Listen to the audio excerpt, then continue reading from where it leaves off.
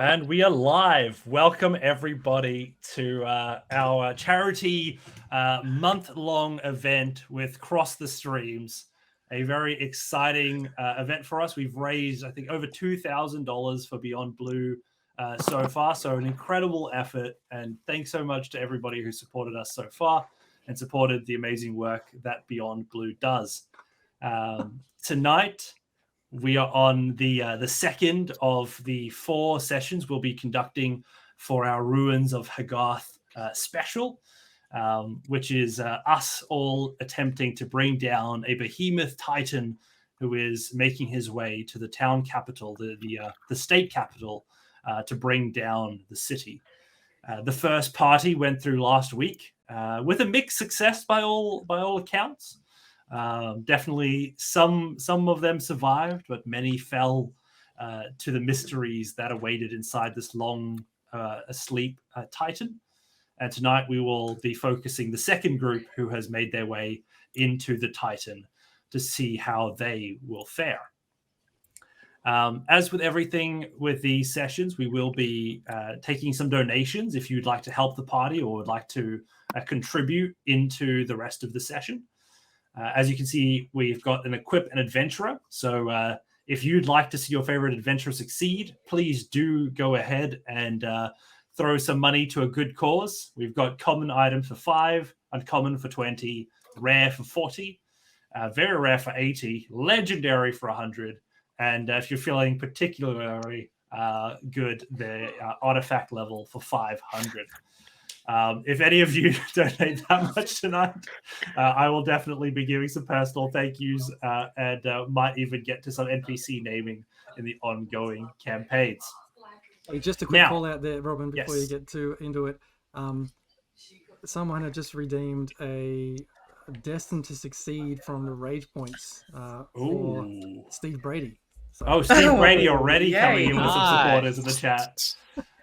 So that's our sort of inspiration donations that we can do. So they effectively, whenever you want to, you can tempt the deck of fate. Yes. And we'll be drawing a card from it, which will be added to your roll. So whatever the number on the card is, face cards being worth 10 points. So yeah, please feel free to keep that in mind. And it's like a deck of many things. It's just but just numbers. So it's just like instead of rolling for like addition, we just do some fun card drawing. Amazing, thank you. This is fun. I want this power. It is a great power. You might be the only one to survive as a result of that. Oh shit! Okay. So tonight, as we have sort of been alluding to, we have a guest. We have Lydia here with us. Would you like to introduce yourself and where you come from? Absolutely, yeah. Wait, me or Steve? No, me. Both. Unless you're the same person. If this is a self-insert, then just go Steve. For one. Yeah. I am Lydia. Hello. I am part of the D&D channels with the party. I think some of you may know Matt Brown or any of the clan, but I'm representing tonight. I also have my own Twitch stream. It's Little. That's Lid. And then I have my character Steve Brady. He's a bartender from Brooklyn, but it's been renamed to New Amsterdam. And he's just a good guy. He just wants to find his brother, but he's got a bar to run, but more importantly, loves an adventure. And there's a couple of things he needs to answer in his life, but that's Steve. And you'll see more of Steve. He's good guy, Steve. He wants the best out of everyone. Amazing. And I guess he's a ranger. Good. What, slinging drinks is his main forte. It's his profession. He's gone to like using swords. So it's quite a step up. It's a good thing that he's stepped up to try and save his city. Otherwise, there wouldn't be much left to serve drinks to. So he's gone to the forefront, and he's definitely put himself on the line. Yeah, he's losing his first customers. Awesome. Everybody else, who are you bringing to the table tonight? Well, I'll kick it off then. Brilliant. I'll be bringing. I just can't find the character sheet. The Darren. The Darren is an orc wizard. An orc wizard. who is a bit of a gambler. Realised he wasn't too crash shot at doing the gambling or the swinging of axes and mauling of things as an orc should be. So tried his hand at wizardry, but he's a bit disgruntled. He knows he's a bit of an outcast in life. As a quick question for the Darren, does he know when to hold him?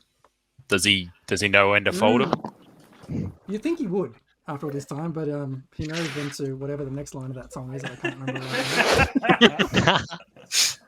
Awesome. I'll throw it over to Nick. What are you bringing to the table tonight? I'll be playing Bruce, also known as Snowflake, but we'll keep down the down low. So I might look small and have wings on my back, but don't mess with me. I am a barbarian, and I'll bring the action. So be careful. Fantastic. A toothpick-sized battle axe will be indeed a fearsome weapon. Indeed. Carlos, what are you playing? Yeah. Tonight? So I'm playing Detective Bishop, who is an 80-year-old Luxodon rogue.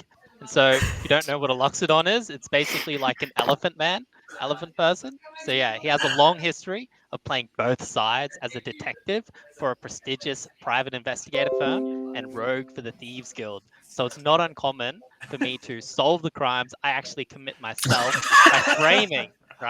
by framing other people who I deem deserving.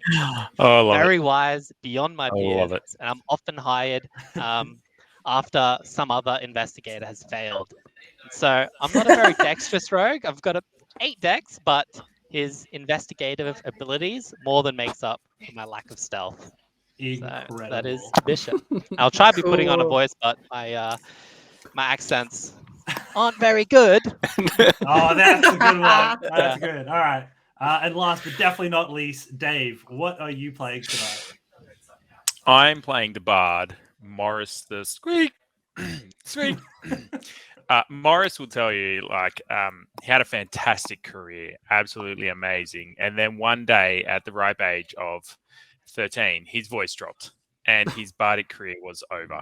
And ever since, he's been living on that dream. He was almost the King's Bard, almost. And if you sit down for a drink with him, he'll happily tell you and sing you a rather off-key song. So it's going to be exciting to hear from Morris tonight. The songs will not be great, and it's going to be awkward for sure. So, with that in mind, all of you have found yourself in a very precarious position. It was about a week ago, as the story was to tell it, that there was a rumbling in the mountains that used to be suspected to just be a mountain range. But as the mountains rumbled and the town surrounding it grew in fear, it was quickly established that something was making its move. As the day wore on, one foot in front of the other, an elbow piercing into the sky, a body rising from the now crumbling remains of the giant mountain that was Ragarth, a titan that stood taller than the mountain range it resided in, now stands, facing the city capital. It takes a step. And another. As it begins its march slowly to the city capital. Villages running out of its path, as the people inside them, realizing the danger that they're all in, attempt to escape. Many villages didn't make it, unfortunately. As the government, now seeing the problem that was ahead, they would never be able to evacuate the capital in time. And even if they could, the damage would ruin them. It would bring an end to their entire civilization. They realized that the only thing they could do was try to bring this thing down before it reached there. They tried many things. They tried to establish a gigantic tripwire. Unfortunately, it was just not strong enough to trip up the giant. They attempted to scare the creature and to try and turn it around, but it did not seem to have any mental faculties. They tried to shoot at it, and to all of their avail, the entire military might of the city, unable to make a dent this armor. As the creature came closer and closer, it became abundantly clear that they had one more chance to bring this thing down. A scientist in the city, as all of them now had come together to put all of their might and brains behind a solution, figured out that if they combined some of the technologies, they could make a piercing, burrowing sort of device that, when put against the creature, could allow an opening big enough for a person to fit through. Several people, as it turned out. Realizing that this thing being only about a day away at this point, they had one shot at this. One single opportunity to bring this thing down. With most of the military already being defeated by this thing's advance, it was only now the remaining sort of freelance adventurers that were able to fill this voyage into the Titan. We had bartenders, we had bad bards, we had elephant detectives. These were humanity's final hope as the Titan walked steadfast towards the city capital. The historians would go on to question if this truly was the best that this civilization had to offer. And I guess tonight we shall find out whether this group would make a difference in the oncoming conflict. So please, anyone watching at home, donate, for maybe it will be our only chance at saving a civilization. So yes, welcome. You guys are Squad 2 as you are approaching the Titan. The first group having gone ahead of you, they have strategically spread you all out to 3 separate entry locations into the Titan. Not knowing anything about the internal structure, it really was a suicide mission, hoping that you guys would find a way to do something. They got you in, and the task from there was to just figure out how to bring it down. There was some speculation that if anything controlled this thing, that and maybe still if it had any sort of organic structure left, the brain might be where you find the answer to what's driving this thing forward. You all drew straws. The first party found their way to the thigh of the Titan. The second party was established that they might have a better time entering the buttocks. And it was decided that the location was prominent as it was aligned with the creature's spine, and it may just be that they could find a weakness by attacking that directly. And that is where you and the team would be entering today. You are all flown up through the might of the entire army into the sky. You land in a platform that had been quickly sort of scrabbled together, and the machine is placed near this creature's buttocks. As the energy and the arcane magics begin to swirl, you hear the burrowing of this thing as it grinds against whatever alloy and metal this is. A truly shrill sound echoes around you. All of you, having steeled yourself in the mission ahead, you hold fast. An opening begins, and a cold breeze exits the creature's buttocks as you feel that you have entered the Titan. The team that are setting up have removed the burrowing machine, ready for the third team to enter. But for all of you, that barely matters. The third team may or may not survive, but to you all, you might as well be the only hope of bringing down this Titan. As you look deeper inside, you notice a long, dark hallway that stands in front of you. You notice a metallic tinge to everything inside, as well as rocks, and it does seem like whatever this thing's made of is part metal, part stone. As you all are left there, inside the Titan. Welcome! What a place to kick it off. Man, it stinks. So a quick question to the group: who would be in this little assembly that we have the de facto leader of this particular squad? Clearly, it's me. I like that. Beautiful. Awesome. So you have been given a bit of a brief. You are encouraged to investigate the spine and, again, try your best to find your way to the brain of this creature. Alrighty. Well, let's go this way. Does anyone want to take a shot just quickly before we go? Because I just really can't fathom what we're doing right here. Does anyone want to take a shot? I got Hennessy. Who wants it? I'll take one.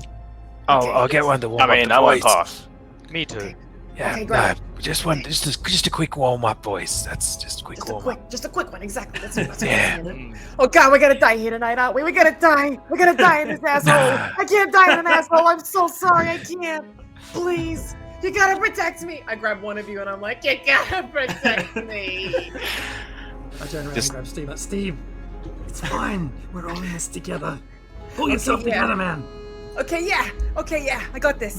Have a shot if you wanted. We're out. I just finished the bottle. I'm sorry. Hey, how am I meant to warm it up? Steve. How am I meant to warm it up? You're killing I'm me. sorry. GM, DM, Robin, Yes. whatever. There was items purchased already. Looks like an good. Oh my God. uncommon item for Steve, getting all the love. Yay. Well He needs done. it. Hell yeah. Was it a random uncommon item? It is a random uncommon item. Oh, beautiful. Let me get my tables up. I feel like I want this to be so well used that I need to have one set up constantly. Okay, absolutely. Fantastic. So, let's grab these out. Uncommon. Awesome. That looks good. Give me a D100 roll, and we shall see what you are sent by the gods for your endeavor. Absolutely. I have rolled 58. A 58. Fantastic. And probably some that might come in useful. You find out that the burrowing machine that was invented for you to enter this creature is not necessarily the only one that was created. Initially, there was a prototype, a smaller one that was used to prove that it could actually work. Just big enough for the approximate size of whatever items will be sent tonight. As you are all sitting in here, you hear another bzzz as it burrows into the space near you, and from a steaming hole in the side of this thing, a box with this drill in front of it opens up, and with the billowing smoke, there are a pair of beautiful boots sitting in there. And as you admire them and the smoke dissipates, you notice that each pair has wings emblazoned on the side. Ooh, hot. You find yourself a pair of winged boots.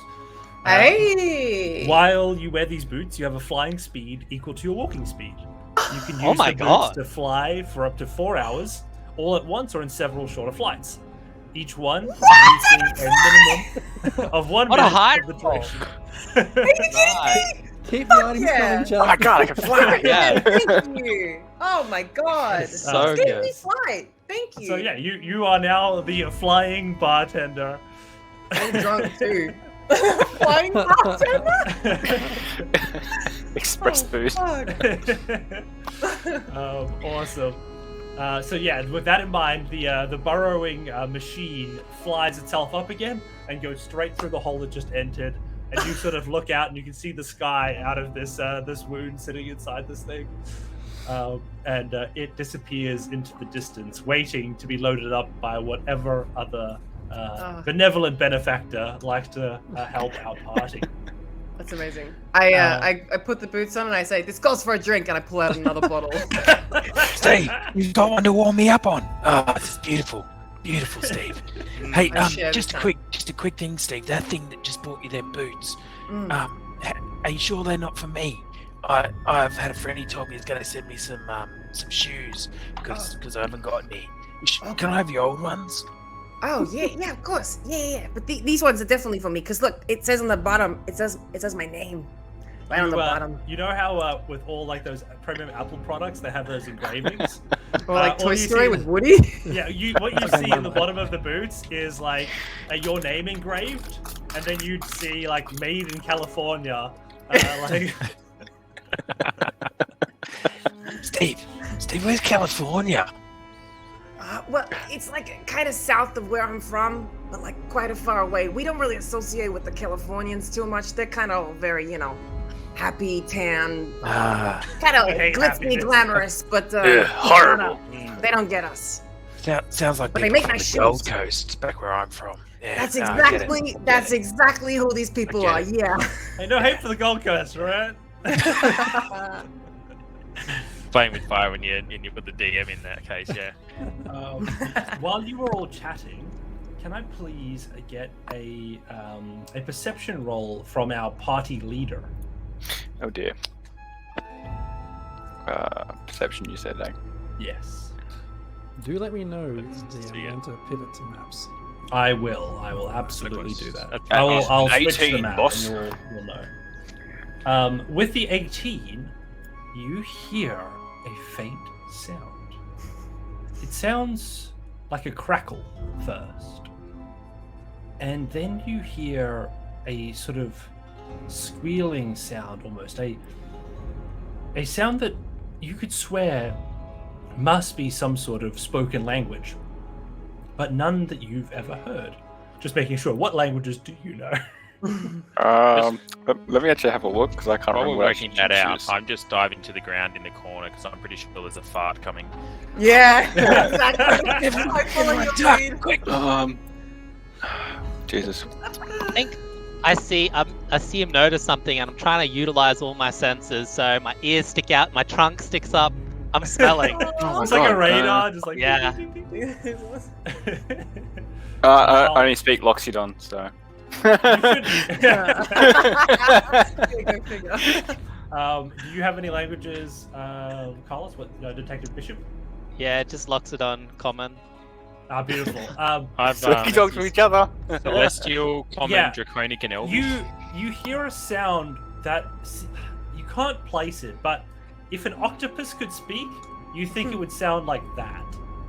That is sort of the vibe that it's giving off. It almost like a wet sort of language by the sounds of things. Lots of emotives. A very slurpy language. Can you give us a good sound effect? Hey guys, it sounds like someone's I don't know what they're doing. Smacking someone's ass. I got no idea. So you hear that, but it by the inflection of whatever this creature is, you notice that they're quite panicked almost. It seems like there is some level of alarm as you are listening in, and it follows by a moment of silence, and then with your high perception, you pick up the sound of dum dum dum, and it resonates, and you just listen, and then you wait, and for another 5 seconds. You then hear again the same dunk, dunk, dunk. And that sound does not stop. Morris just starts tapping his feet along to the rhythm.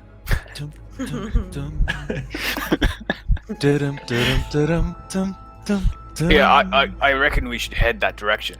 It sounds like a great idea. I can very wise, because if we go backwards, it's going to fall out its asshole. So that's good. Let's go towards the sounds, I guess. Yeah. Not many options. So you guys are heading towards the sound. Correct. Yep. Awesome. So as you walk forward, you follow through this sort of tunnel way that you've found yourself in. It continues to be quite interesting. It looks, if you've seen sort of a submarine walkway in sort of in movies where there's these pipeways that are going around, the flat walkways, the sort of machines and things. Imagine that, but made out of stone and metal and magic. You sort of see all the pipeways running. You see sort of arcane sigils, and you continue to see sort of a mixture of natural construction as well as this sort of crafted construction. And as you walk closer to the sound, it's still appearing quite far in the distance. You are met with a pathway, a tunnel leading straight ahead, which will continue to take you to where you think the sound is, or you can deviate off to the right on another direction. All right, guys, look, it splits here. I think it's good if we split the party. I heard it's never good to split the party. I mean, what's the bad thing about it? Look, I mean, how can I do songs for everyone if, like we've got two parties? I guess you got a point there. You got a point there. Yeah. I mean, just take a deep whiff, take a deep smell, really imbue it right in, and then let us know which way your gut thinks we should go. All right. Oh, what do I smell?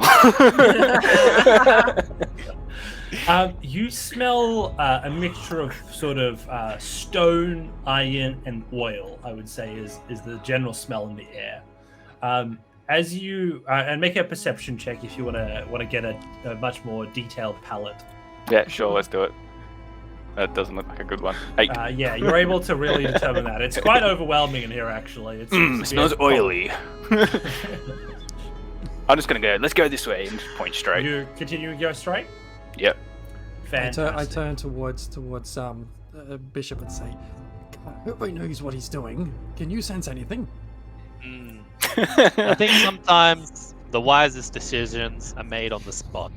Let's not have analysis paralysis, as they say. That sounds like bullshit to me, but let's go ahead.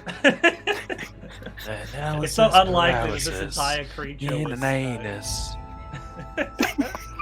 I'm sure this entire creature was created by a Luxodon detective as a massive ploy. It's the biggest escapade in history. Oh, please let that be the twist. Please let that be the twist. Cancel whatever else you got planned. All right, so you find your way further inwards, and making your journey, you continue forward. As you listen out for the sound, it is now getting closer. The dum dum dum, and resonates again, much closer this time. Are you all walking through here quietly, or are you making lots of noise? I mean, it's a bit hard. It's a bit hard for me to hide my flutter of my wings. So I'm gonna say I'm pretty freaking noisy. Yeah, the one thing I would say about butterfly wings is just very noisy in general. Yeah. I don't think the Darren is taking much notice of how much noise he's making right now. Not that he's allowed to. He's just walking on. They probably. I think I'm sneaky. That is awesome. But when you talk like this, really loud. So yeah, you all continue to walk, chatting, maybe yelling out a little bit by the sound of beer bottles and whiskey bottles and alcohol bottles just tumbling out of a bag of holding behind you. Yeah. You guys continue forward, and slowly but surely you make your way through the meandering pathway. And you find yourself at a set of stairs, more a ladder, I'd say, leading up into what looks to be a manhole above you. Can we still hear the sound? Dum dum dum. It hasn't changed at all. As you listen, make a perception check. Ooh, yeah.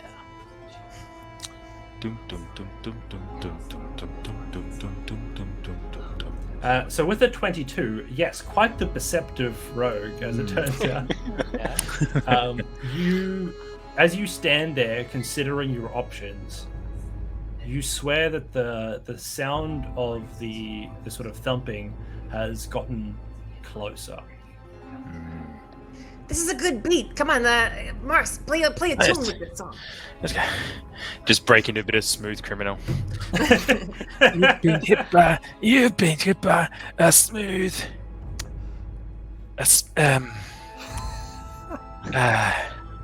You took a good hit. Let's just we're going in the right direction here. Let's keep working. Fantastic. Yeah, I agree. Let's keep going. Yeah. You all continue forward into the space and quickly find yourselves in sort of climbing through the manhole. And as you pop it open, you notice a red glow. And by the way, thank you for the 10,000 points to me there, Destined to Succeed. Oh, nice. That is fantastic. Love it. Causing chaos.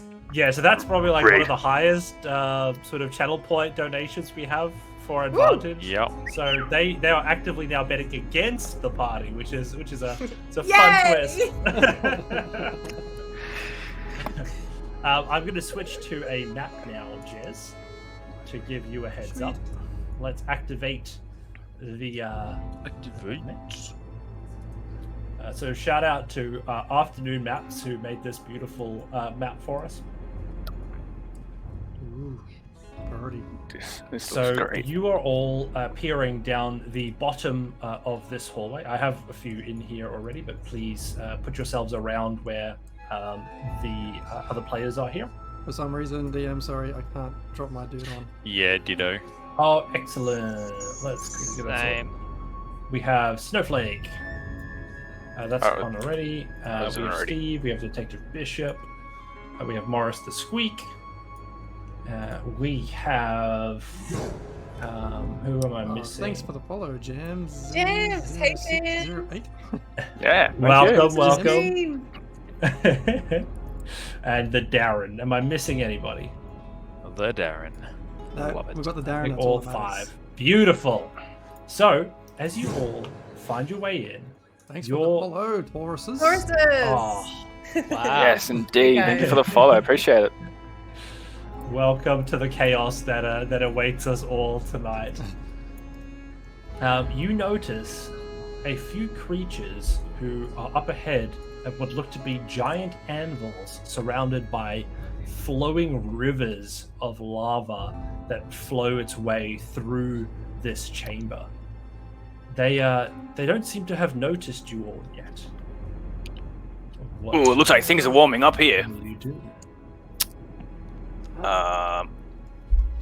Does anyone know what they are? Bruce, where have you led us? I don't know. Have any of you seen any of these types of creatures before? Only my dreams. What is this? Is this like lava? What am I looking at? You could go touch and find out. This guy must have some serious reflux if he's got lava in his ass. You do Just give me a notice. second, I've got to write this down.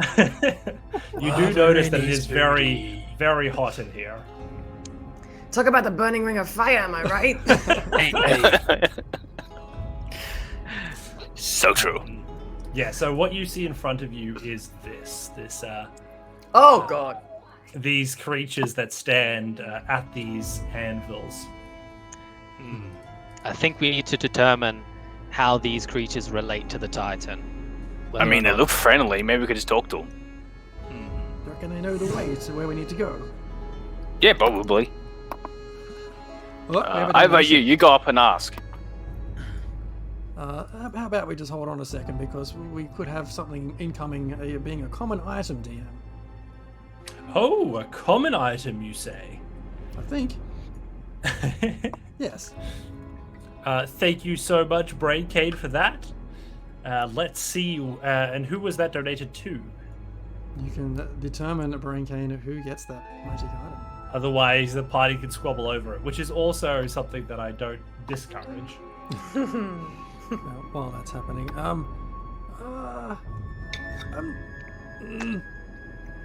Bruce, you're rather small. Bishop, I'm you're what? rather What did you call me? I'm not bloody small. you're tiny, man. I'm mighty. Small and mighty, yes, but still small. Bishop, you're rather not small. I vote Bruce. Maybe you just pop over and suss out what's going on over there. No worries. I'll just walk over and ask. Oh, awesome. So we have a challenge from Braincane that the item will go to whoever can lick their elbow. I can't do that. Everybody elect an alpha. Yeah, nah. No. We'll try simultaneously. Hold on, give me a sec. Otherwise, it's going to Bruce. I'm gonna fall off the back of my You seat. beauty! Goes to Bruce. So Bruce, I will get you to choose what you've got 2 doors, option 1 and option 2. Which one would you like? Well, you're in the arch. You have to choose number 2s, right? Surely.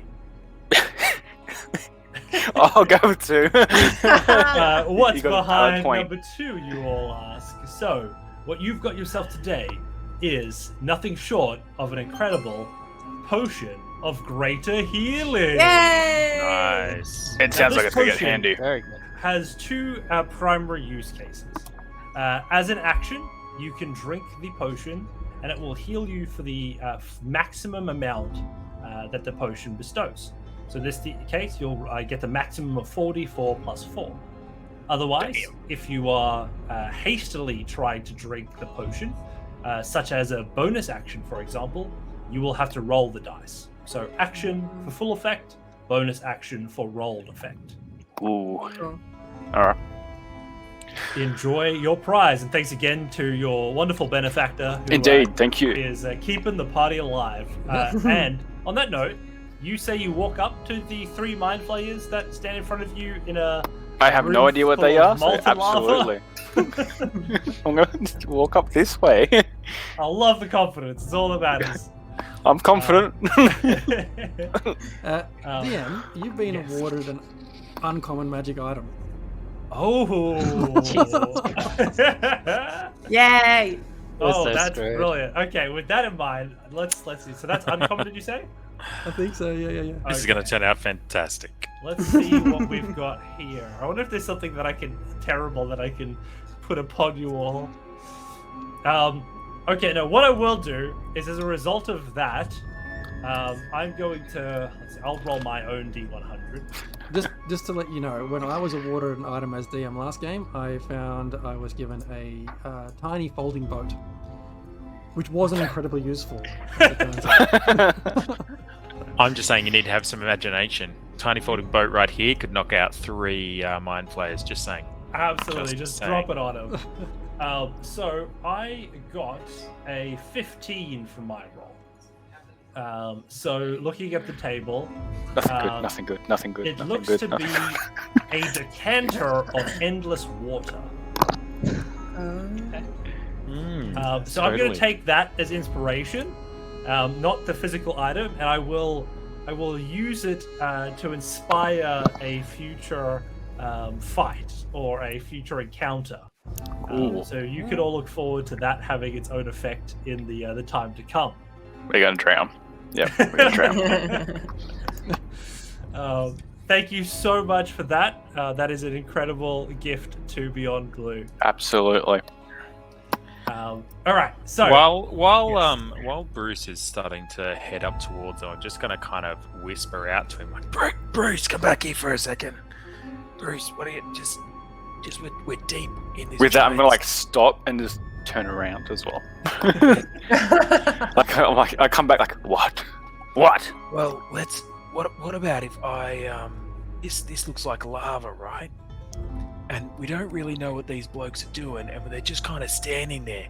What about if I use a little bit of hinky-dinky magic and throw some lava behind them so they like turn around, and then you can get close to them without them, blowing your brains out or something?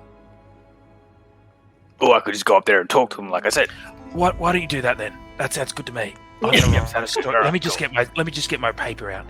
Bruce ignored my offer and Why- why do you death. Why do you think This they're is gonna good. This blow is his good. Let's brains see out? where it goes. Let's go with it goes. I don't see guns.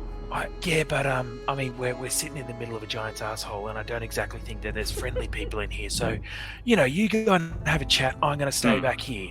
but I look do at see a him. point. The blood dribbled out his ears, and then he fell over dead. Oh, I'll alright, work it out. alright, cool, alright. I'll work it out. It's fine. We'll follow your idea. How about you throw your lava and we'll see what happens. That's so violent. I mean, these guys are just standing there. Like, we should just talk to him, right? Yeah. I just want to get us close to them. I just want to get us close before they, before he chats them. So with that, I'm actually going to move up here to the lava. I'm going to cast Mage Hand. and I'm going to pick up a little bit of lava, and I'm just going to kind of toss it as far as I can off to the side here. I kind of want them all to look off to the side. So awesome. You know. Give me a intelligence roll to see sort of how well you command that particular maneuver. Yeah, let's do it. A saving throw or ability check.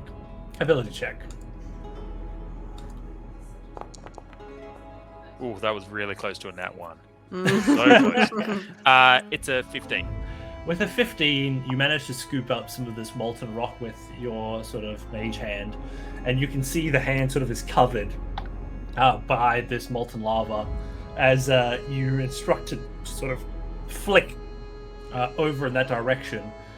Definitely some of it sloshes off and begins to sort of cool down through the air, and you see it sort of crack and splash in your sort of the location you were targeting, but also this like trail of molten lava leaves your hand, leaving sort of a path from the mage hand to the rock.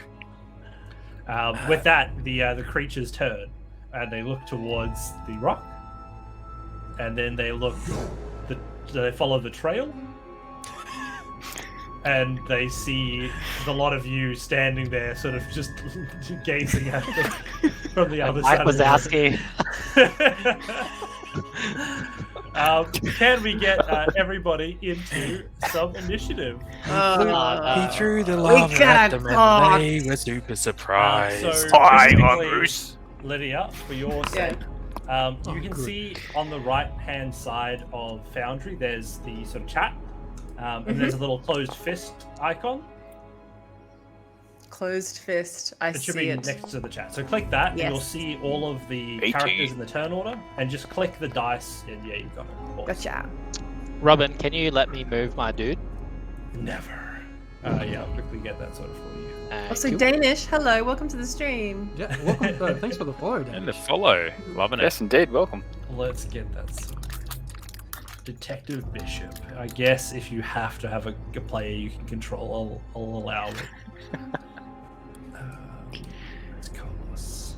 You are the owner. You should be able to now move your character. Yeah, lovely. Thank you. You'll love to see it. You'll love to see it.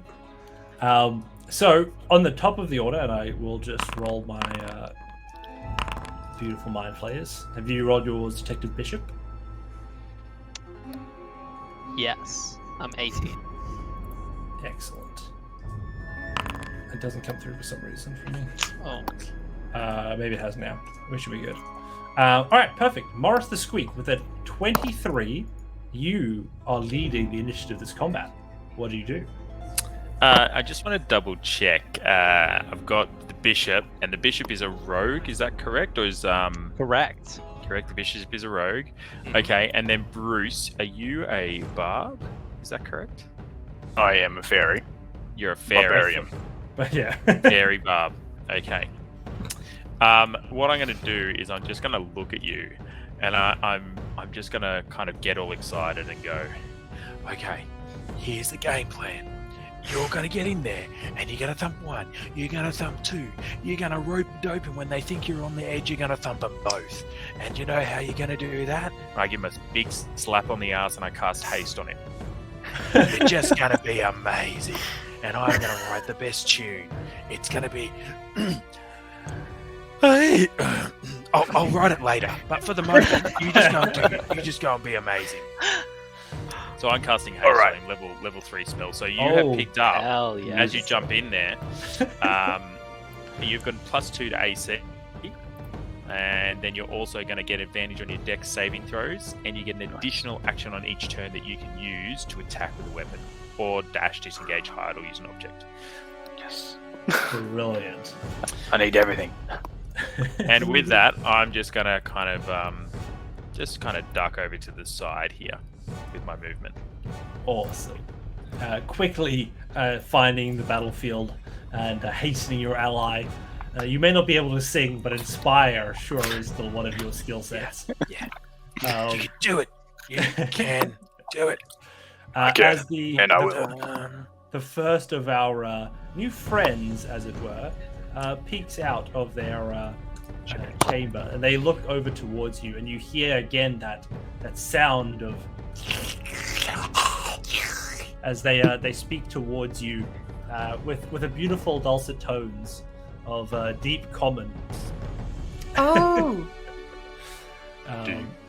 And they sort of start approaching.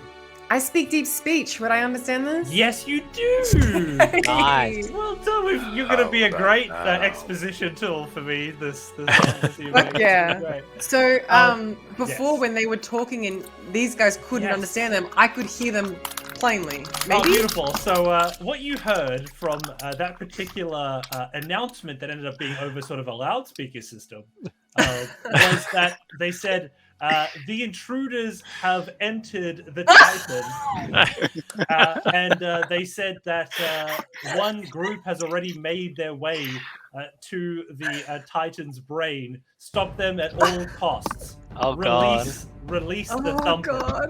I'm hearing this just walking. The thumper. Release the thumper. Release the thumper. So that's what you heard from that announcement. This one was more, they have come into our chamber. Let us bring glory to the deep mind and end them before they make their way to our masters. Awesome.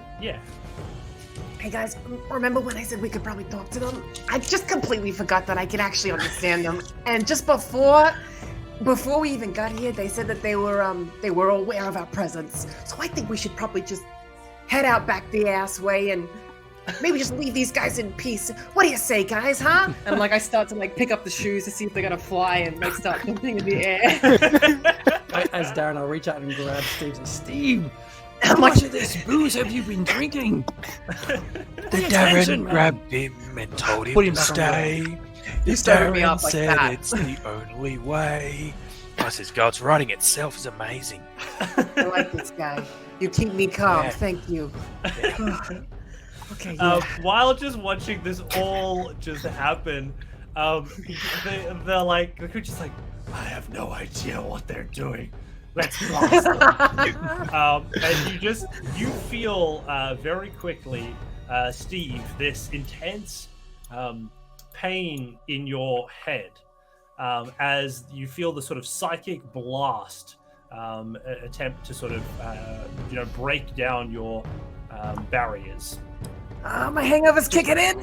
Oh God. Let's see how that works. I'm gonna quickly move that. I'm gonna have to move closer. It's a cone effect, as it turns out. So they're gonna. I want to make sure I get as many of you as I can. I'm not gonna give freebies away. Yeah, that's fair. While you're doing that, thanks for the follow. Try Snatcher Tops. That is an amazing name. Snatcher Tops. What a That cool is so good. name. Awesome. Yeah, so they're going to rush up towards you, and they're going to stand here. You see them move almost as if they're floating. And you notice that there's what looks to be like 10 tentacles that go from underneath their robe, and they sort of just over towards you all. Does it make that noise too? Yeah, it does. It's amazing. There's just this blast of psychic energy just radiates from them towards you, which is less comical, unfortunately. Yeah. They're going to blast. I was going to try and blast, but Robin's fucked up. Let's do this. Boom. So they're going to attempt to hit you with this psychic blast, and to hit. They got a 19. Does that hit you? Yeah. Yeah. Absolutely. As you just see this bubble of energy come towards you, and as you see this wave, it almost seems like it is like a swirl of nightmares. Sorry to ask a question, DM. Is that an AC check or is it a? That was an AC. It's an AC check. Okay, no worries. Sorry, apologies. As this blast comes towards you, it looked to be like nightmares unfolding, and you see your bar burning down in this wave, and you see that a day that you open that no customers come, you see your regulars not showing up and going to another bar, as it just blasts you in the face. Oh God. My business, it's finished. Why am I even here? Oh God. Oh shit, I don't want to be here. Snap out of it. Snap out of it. And I grab my bow and I'm like, You take 10 points of psychic damage. Woo! And can I get a wisdom saving throw from you at your earliest convenience? Absolutely. You got a 4. Yikes. Okay. Not where we needed to be. So you are captured by this this horror, and you are currently frightened. I was like holding my knees in the corner. And also, Inflatable Cat, thank you so much for the blessing. I will be using them all in the final fight, and really showing the danger that is the Thumper. So we look forward to seeing that. Bad next- inflatable. Bad. Bad. Bad inflatable. Bad. Bad kitty. Next up, after seeing this this terrifying assault, it is your turn, Bruce. Hi, I'm Bruce. I'm gonna charge the closest one to me and swing my big axe. Well, rush big to towards me it. anyway. And this toothpick axe just charges with all your might at this thing. Can I roll that? Now, when I think of fairies as barbarians, I think of like the Ant-Man effect, where it's like this all of the power of like a fully grown person. It's like the punching surface of like a tiny pinprick. A 17 to hit. It hits. You bloody ripper. A total of 8 damage. Big damage. You love to see it. You do love to see it. In the face. It's beautiful. As it slams, you see that like you somehow like bruise some of its face tentacles, and instead of the blue around its skin, you notice that some parts of it now got orange from the impact, and sort of like this ichor floats from the wounds, and it looks towards you with absolute hatred in its eyes. Its tentacles rise up, and you see this like these jaw underneath it that seems to be in a pincer formation, and he is raring to try and impale you with those teeth. Ew, gross. And I want to attack him again with my axe. Awesome.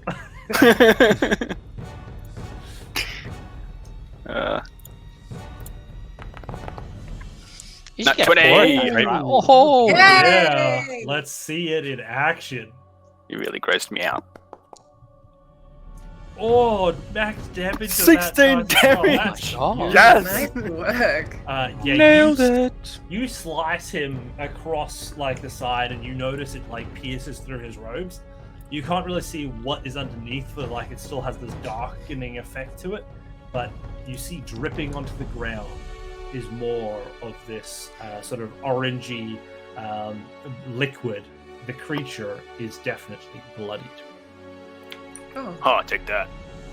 Your As I see hatred, that don't happen, forget. I just start singing Bruce the Moose do do do do do do Bruce the Moose do do do do do do. And you just hear the thump, thump, thump in the distance. Very much a good background beat player for you and your songwriting experience. I'm loving it. Next up in our order, He's have you got 2 attacks a turn as a barbarian over level 5? You should. Because if you do, you've also hasted, so you can then have your second set of attacks. That was the secret to hasting the barbarian. You do swing like nothing else, that's for sure. Yeah. I don't know if I want to. Do I want to? I want to. Let's go. He's being friendly to you. It was only somebody else that he blasted the brain. Uh-oh. I mean, that one's a miss, but you got another one in the tank. I'll take it again. I clearly Yeah, just the missed. robe's now flowing. And that one hits. There we go. The Nice. 23. No. Oh. 5 damage. 5 damage. Shing! Highest to lowest. You slice this creature again. Continues to bleed, but not quite. Did you put on like 29 points of damage in that one attack? Ha! I'm not even raging yet. That was awesome. Awesome. Hell yeah. He Amazing. seemed very mellow for a barbarian. Yeah, pretty much. Anything else from you, Bruce? That'll do me. Excellent. Bishop, you are up. Ooh, so on my turn, in my mind is racing. Very wise, Mr. Elephant. Death Note music starts to play as I do insightful fighting. So it basically lets me get. You have also now attack. received a Destined to Succeed, Carlos. Oh yes, by who? Thank you. By Dan. He's thrown all his channel Dan. points away tonight. Apparently. So I contest with the target's deception check Okay. versus my insight check. So the target's gonna deceive. Yeah. Awesome. He's quite a deceptive little creature. But we'll see. Not very. A 13. Ooh, does not beat my 23. Oh, fantastic. Nice. What happens here? So, if I succeed, I can use my sneak attack against the target even if I don't have advantage on the attack roll, but not if I have disadvantage. So basically it lets me just You spare- outthink your opponent Yeah. so much that you can just like get their vulnerabilities. That's Yeah. awesome. I'm analyzing it, the Death Note music is playing, I feel like I'm L. I see the tentacles move in a pattern I can exploit. I'll move up here and attack with my rapier. So good. Let's see it.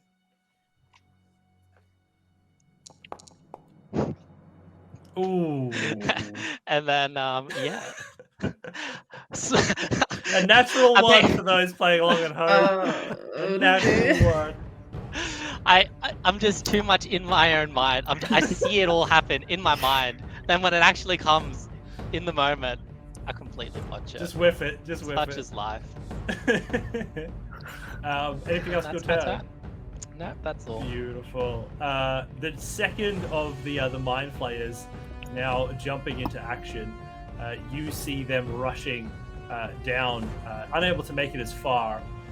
You see them begin to a sort of energy swells around this one, and you see sort of a ward of abjuration magic show up, and you see a sigil in the air appear in front of it, and that will end its turn. Next up, we have that's the second Detective Bishop. I'm just going to get rid of that one. Goodbye. We have the other one, who are also going to run up, and you see that abjuration magic appear on its body. Steve Brady, watching these creatures slowly get to surrounding your group, what do you do? Do I need to make a wisdom check because I'm still frightened, or? You do. Yeah, cool. Can do. Thanks for keeping me honest. That's all good. I That was should an have mentioned 8. this earlier. Because if somebody's within 30 feet of me, I have counter charm, which means that they have advantage on saving throws against being frightened or charmed. So I Just will by give existing. you 2 extra rolls. The first one being the advantage for that first roll. See Cool. if you were Very generous DM. able to not be. 13. That Did it. one will do it. Yeah. Well done. Yay! So yeah, you with all of these nightmares floating around your head, you hear the bard's song being written next to you, and you hear the beautiful melodies that are coming, that will one day be the bardic inspiration that follows all of your endeavors through all of the towns and locales of this great nation, and it Yeah. brings you back Shady, as please you stand imagine up. your Please bar stand instead up. filled with all of the patrons, even more famous than it was before thanks to your help in this mission, and you snap out of it. Fuck yeah. What do you do? I feel like it's like him either like tuning his guitar. He's like, see, and I'm like, you're right.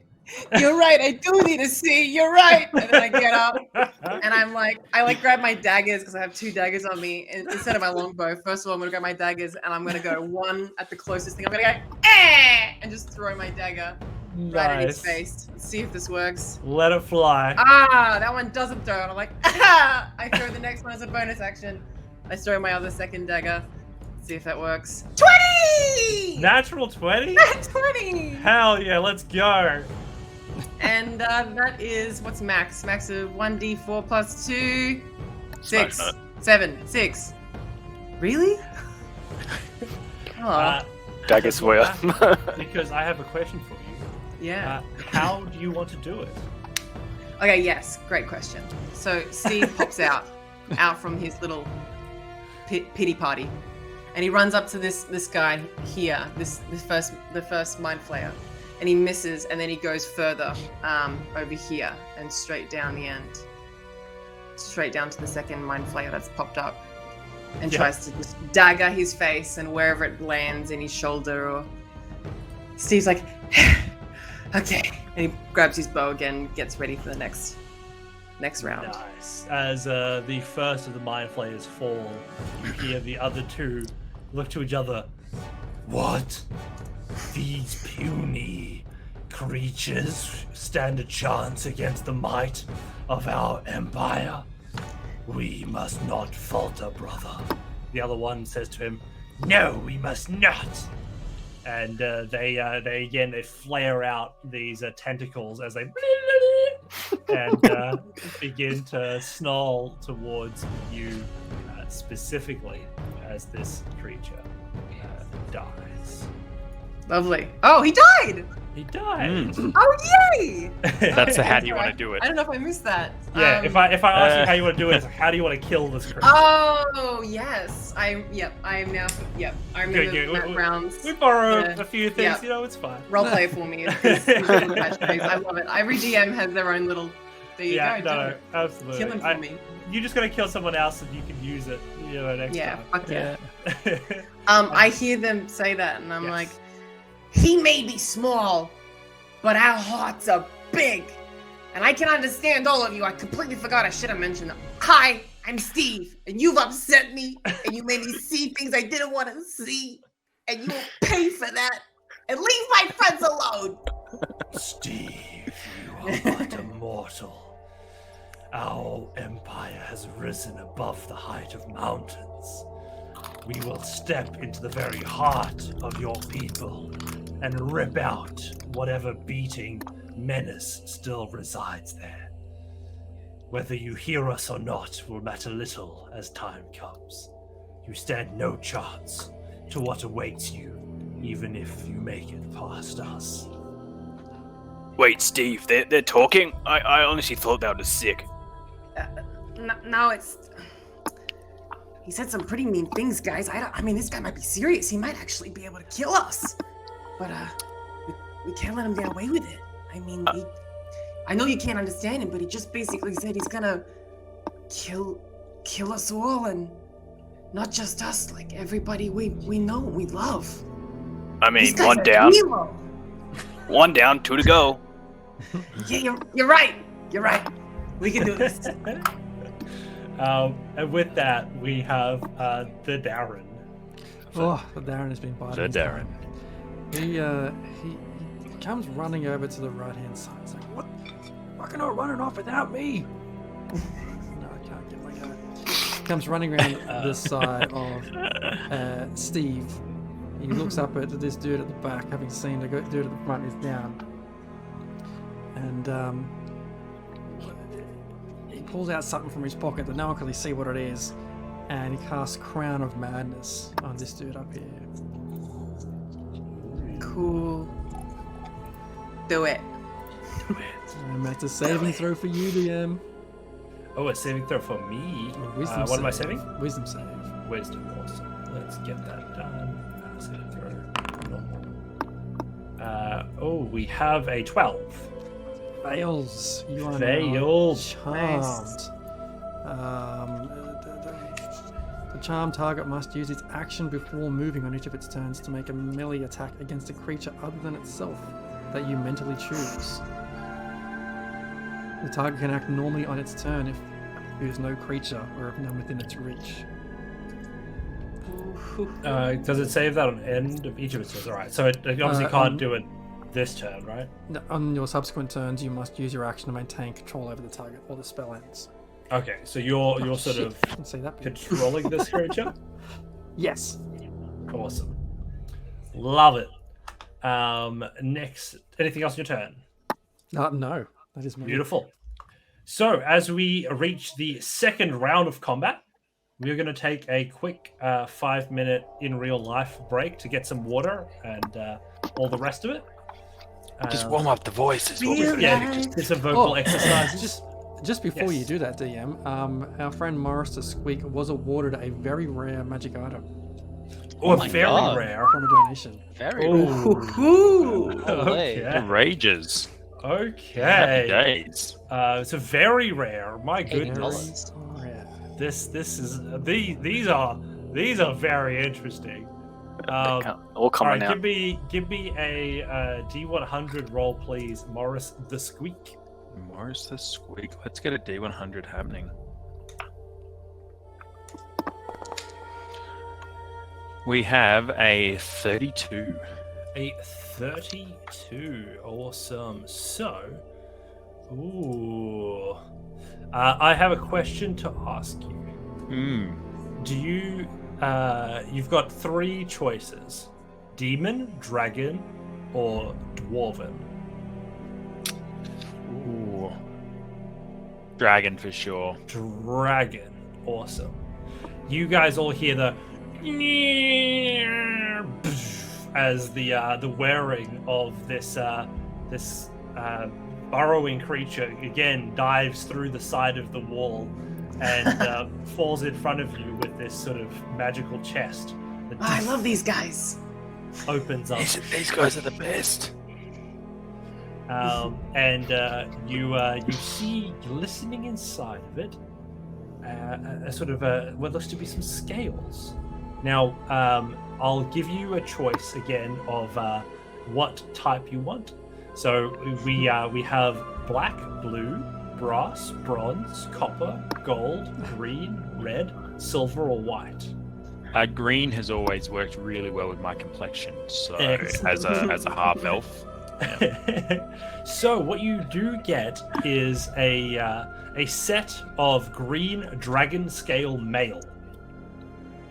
Damn. This particular set of armor gives you an additional +1 bonus to your AC. As well, you have advantage on saving throws against Frightful Presence and the breath weapon of dragons.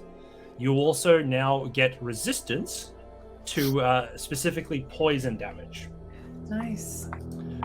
As a result of that wonderful gift there. Thank you so much for that. Many thanks. Heck yeah. Let's be honest, there's going to be a lot of poison gas down here is my expectation. I mean, you guys are in the right place for it, aren't you? Yeah. Yeah. With that, we'll quickly rush to the break, and then we'll be back as soon as we can to make sure we can continue this run to the head of the Titan. Awesome. See you then, team. We'll see you all in a minute. See you guys. See you soon. And we're back. We had a couple of questions in the chat as to why we're in an anus. Just recapping, we find ourselves in a giant Titan the size of a mountain. And there are several teams who have infiltrated this creature. The one from last week's stream entered through the thigh, but unfortunately, Group 2, which is this group, drew the short straw and had to be taken rectally, as somebody put so kindly. And that is their entry point, and where they find themselves now further into the Titan's ass. Just to clarify, we're team 2, right? Yes. So yeah, okay, that's team fitting. number 2. Fitting team 2. Yep. Yeah. And Fate decided this before any of you decided to join this group. I'm just saying, as a team name, we should be team like thermometer, right? Because we're Oh, going no. deep. Just saying. Hey, if you survive, you guys can write your story, and you can definitely put that in your song. The ode of Team Thermometer. We may be small, but our hearts are big. We're gonna kill these guys that look like squid. Hell yeah. So if we're in the ass and Team 1's in the thigh, are we going to meet up at some point? The goal, hopefully, if we don't both die. teams survive, is that you meet up in the brain. Oh, okay.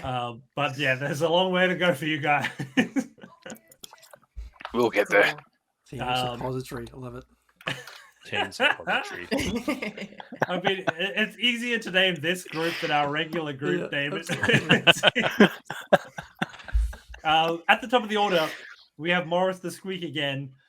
Now with two of these mind flayers, both with these wards on them, one of them fallen. You are again at the top of the order. Just want to double check this guy that is just here at the top of the bridge. Is he under somebody's control at the moment, or is he all good? He kind of is. He has to use his action to attack something, and if there's nobody to attack, he can move freely. So right now there's nobody close, so he can move freely. Okay. I don't like the idea that he's going to move freely, so I'm going to cast some hideous laughter on him. Nice. And I'm just gonna just look at him and be like, "This dude with the wings is gonna kill ya. He's gonna kill ya. It's hilarious, isn't it?"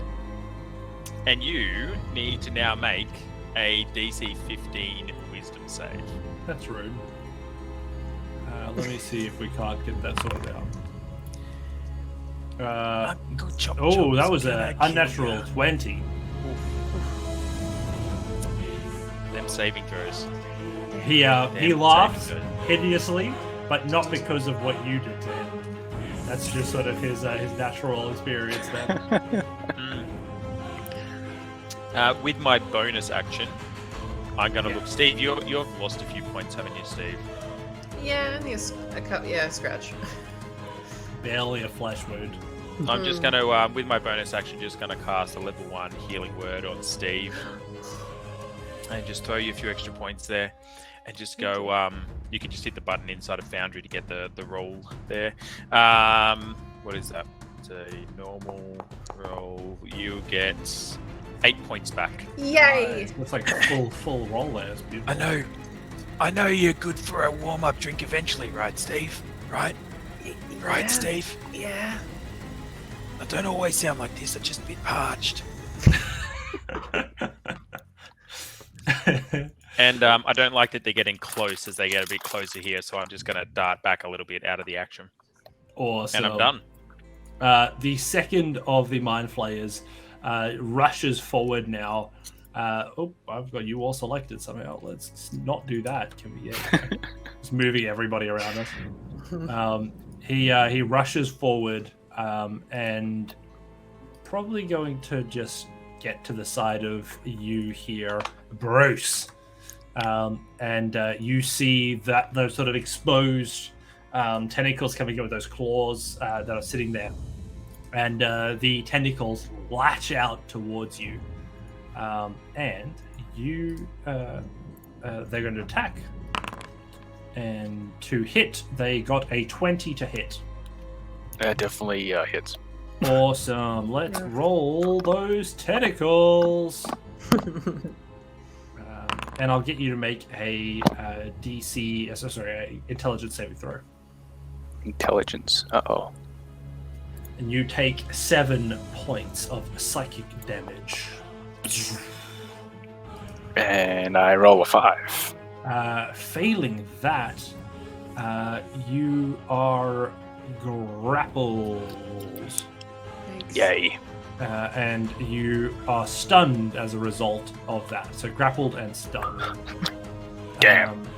Yes. So with that, you are stunned, and everybody else, you see the tentacles slowly wrap around your friend's head as you, in your stunned state, feel the cold, glistening sort of pinch of those teeth, ready to mind flay you, as it turns out. Who would have seen that coming?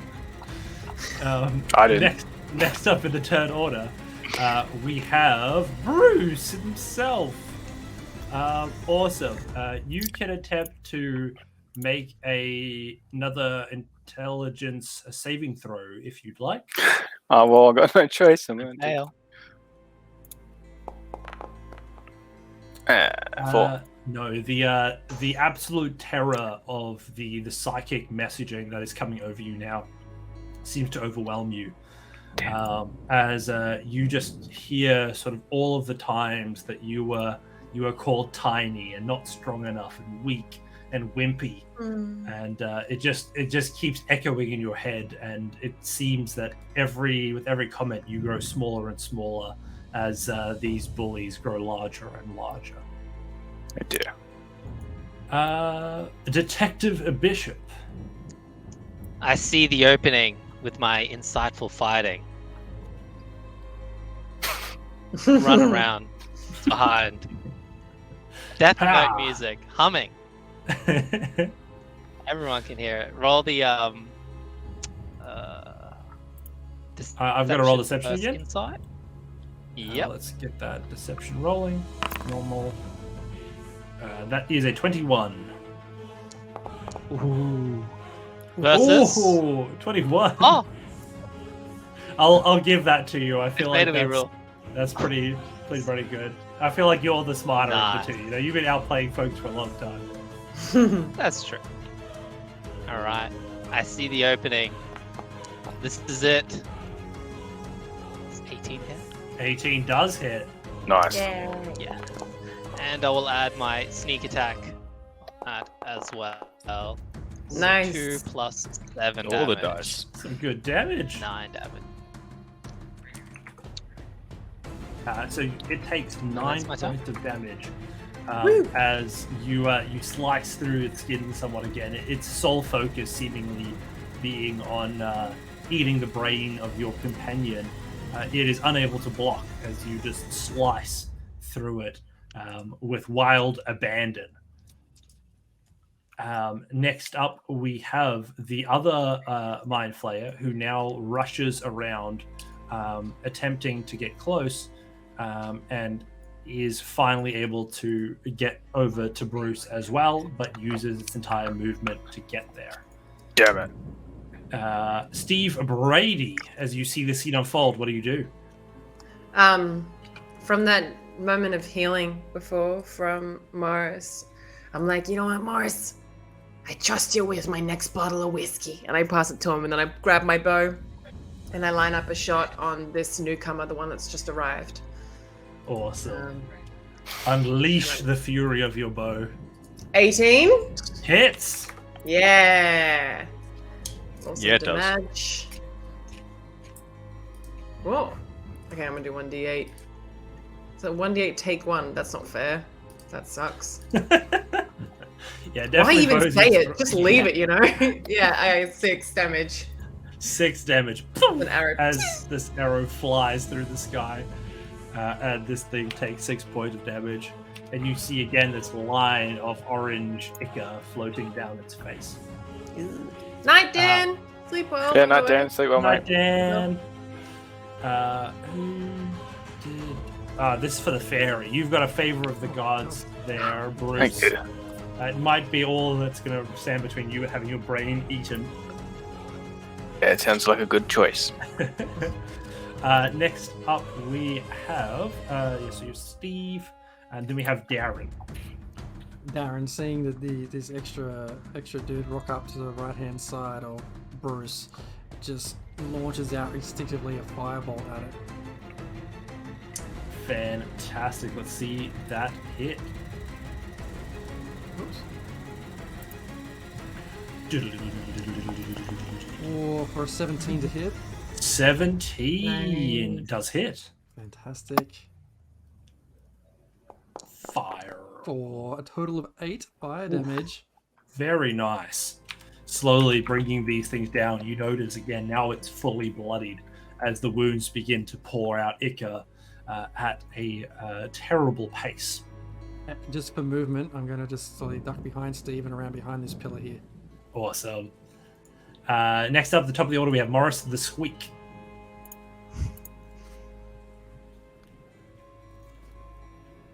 Getting there. There we go.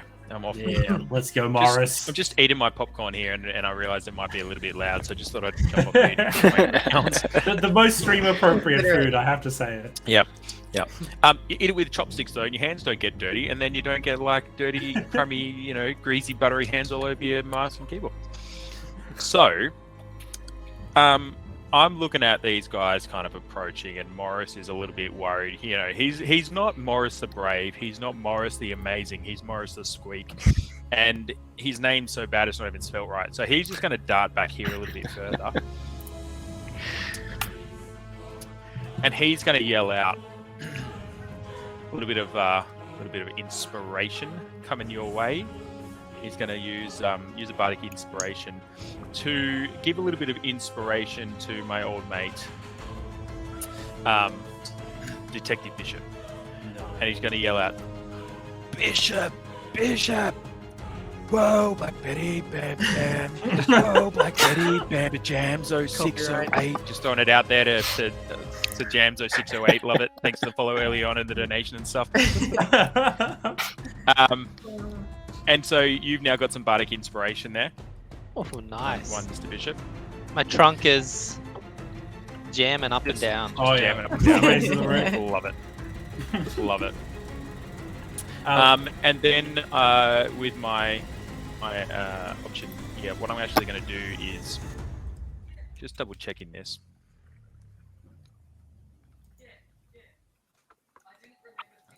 Is on so I'm just going to cast little blindness deafness, because these guys, they're kind of ganging up on my buddies. Not really happy about this. Them not seeing or hearing seems to be a good thing. Yeah. So what actually happens is, as I cast blindness deafness, I'm just going to cast little blindness on the guy that's in between the two. Nice. So the one that's currently got his tentacles on Bruce. Correct. And I'm just actually gonna, as I start to like warm up the voice to sing at him, I'm actually just gonna cough up a loogie, and it just pops out without really noticing, and it just kind of lands on his face. It's just dirty, smoke-filled, green and brown, a bit of red in there. And the voice, when I get rid of that, let's flies right into this thing's like eye as it smacks it, and it goes immediately dark. Like, I don't know what you do to have such just absolutely opaque loogies, but it's very effective. Yeah, and I'm so excited as I seem like not able to see for a second. He's like not quite there. I'm like, this is amazing. Oh, damn it, it's gone. So you choose to blind the foe? He is blinded. Awesome. Woo! Very nicely done. And with that, I will wrap up my turn. So this is where things get interesting for you, Bruce. As the Mind Flayer now has himself enveloped and has not been dislodged in the turn it took, I will give you one opportunity as a final act of will and all-around constitution to see if you can break out of this thing's embrace before it consumes your brains. So constitution this time. Constitution saving throw, and remembering you do have the favor of the gods. Favor of the gods. There are 2 cards in here with your name on them if you so choose to use. I'll roll and see how we go there. I think I'm going to use it. Gonna use it? Yep. So, let's see. Do you want top, middle, or bottom of the deck? Not that bottom card, because that was way too good. Middle. Middle of the pack. All right, cool. So I'm going to start the middle, and I'm going to just go down, and you tell me when, right? When? There? Yep. The first card is a 4, adding up to 15. 15. Now the next, as we go into, we'll give a bit of a shuffle, so you can't cheat. And then again, top, middle, or bottom? I'll go top this time. Top this time? All right. Tell me where to stop. Stop. There? Yep. An 8. Beautiful. Totaling up to, I think it was like 20, 21, 22, 23, somewhere there. 23, I think, yeah. And that is enough to break this creature's hold as the strength of your fairy muscles ripple out. Woo! Your bullies unable to bring you down, for you are not weak, you are strong. You are tiny, but you are mighty. And you shake yourself and dislodge these tentacles from you just as you start to see the teeth begin to swirl around. You feel a small mark as the incision site is marked clearly in your hairline. Creepy. And with that, the creature, lurching forward, not wanting his prey to get away, tries to get you again with their tentacles. Another leech forward and an attack, and a 19 to hit. Hits. Boom, as the tentacles again fall on you, just able to escape, not for long, as you take 6 points of psychic damage. Oh, God. Can you please make again that intelligence saving throw? Oh dear.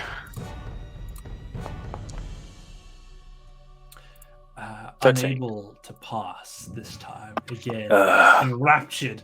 The moment of clear thought clouded again by the evil of this creature. Next up, in out-turn order, we have Bruce.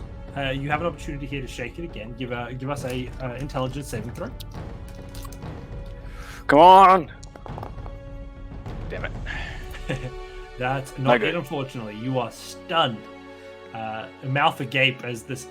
As I just thought about this, these mind flayers have really chosen to go for like the person with probably the smallest brain possible. But yeah, it must be a delicacy for them. You know, who knows? Maybe. Now, never had fairy before. Inversely, probably the biggest brain person here. We have Detective Bishop. Bishop with his rapier once again, going for the stab. With the bardic inspiration as well. Nice. Yeah, boy. Beautiful. And do you get your sneak attack? And I get my sneak attack. I do. Yeah. That's the damage you want to see. And that looks good too. Ooh, 8 Both plus of those 13. look nice. There we go. This thing already bleeding. You quickly cut off tentacles. Sink! Cut off another sink. As you make short work of it now that it's distracted, and you manage to hit all of its vitals. And as you finally slice off the last of its little face tentacles, the creature falls dead to the floor. Yeah. I give a little bow to Sir Bruce. As you come to, the nightmares fading again in front of you. Quite a bit of a trip for you there, Bruce. As the second of these creatures falls. The last one looking at you all now, and looking over to you specifically, Steve.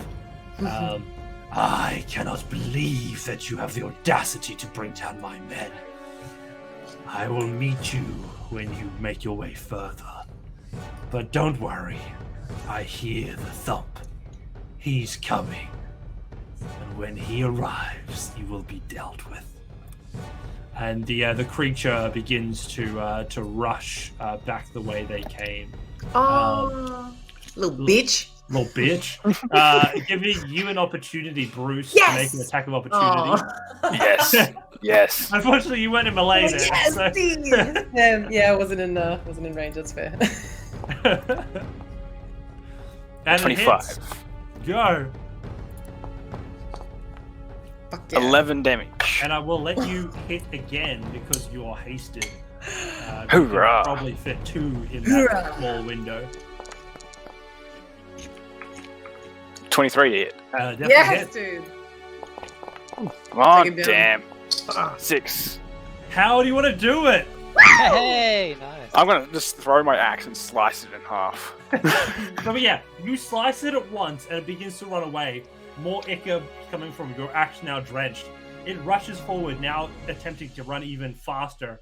As it begins to stumble, you clock it up, you aim in the direction it goes, you throw your axe, and you all watch as the spin. Slow motion. as it hits this creature, and it sort of just snaps, and the whole pile collapses with the small axe embedded in the side of the last Mind Flayer.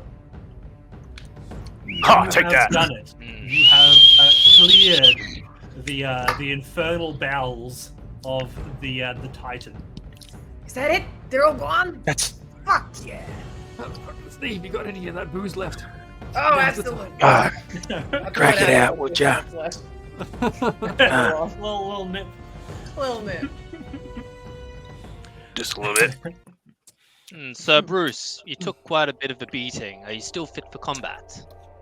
Oh, I'm still pretty good. It's just but a scratch. Marvelous. So, Is there anything on their bodies? And I'll go pick up my axe. you can definitely go and have a look at looting some of them if you'd like. I mean, let's be clear. I'm looking for booze here.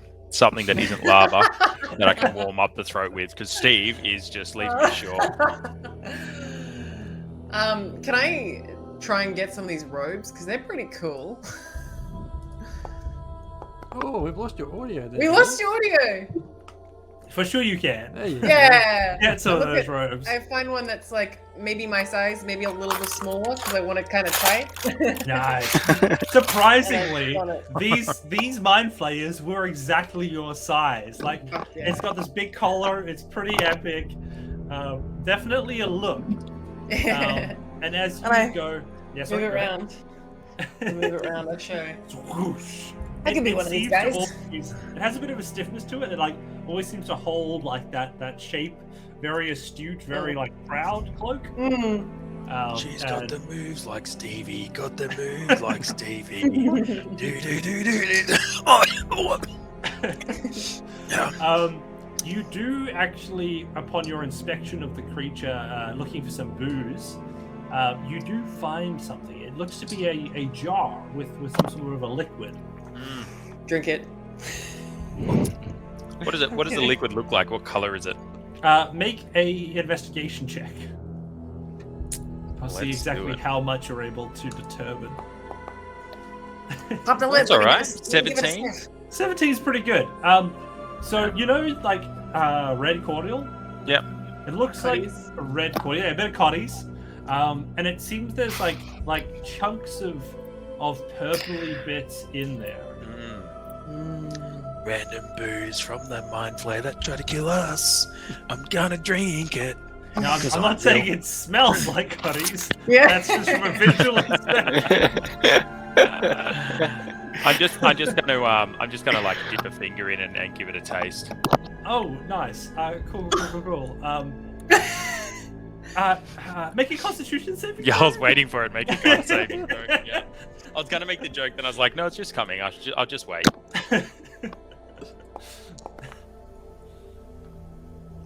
So 12. Awesome. It immediately tastes like iron. Like And a stout? Think- Russian very, Imperial. very fleshy. It's sort of iron, and you realize that whatever was in this jar was organic at some point. It was probably attached to a very living creature at one stage or another.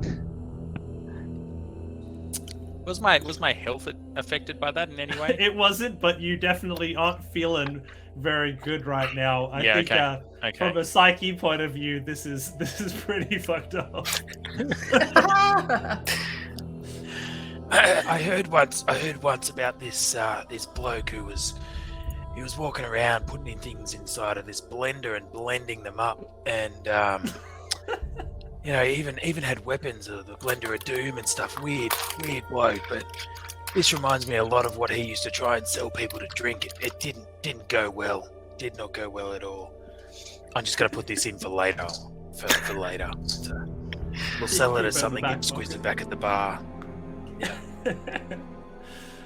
We have a favorite on the stream, Lydia, for your benefit, which is curdled milk, which seems to have been a favorite to order at some Yep. of the bars. So Curdled it's goat's not milk uncommon with- for for With quite some sardines, or? interesting. It's like the popularity of bubble tea. Yeah, well, yeah. Now setting apparently like off milk. Just really love that stuff.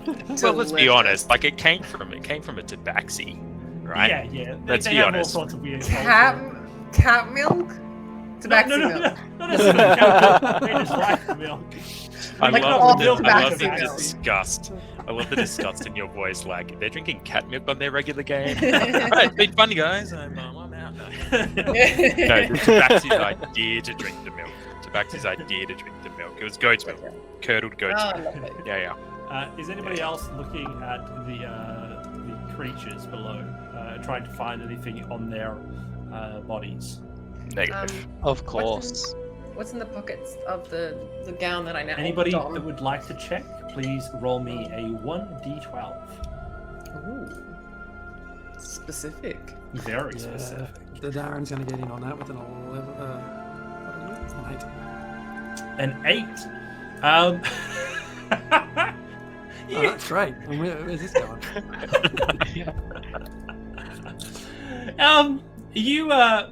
You, as you're inspecting the sort of mind flayer that ran away, you find in its pocket, which is quite large, you see it quivering. The whole pocket seems to shake slightly.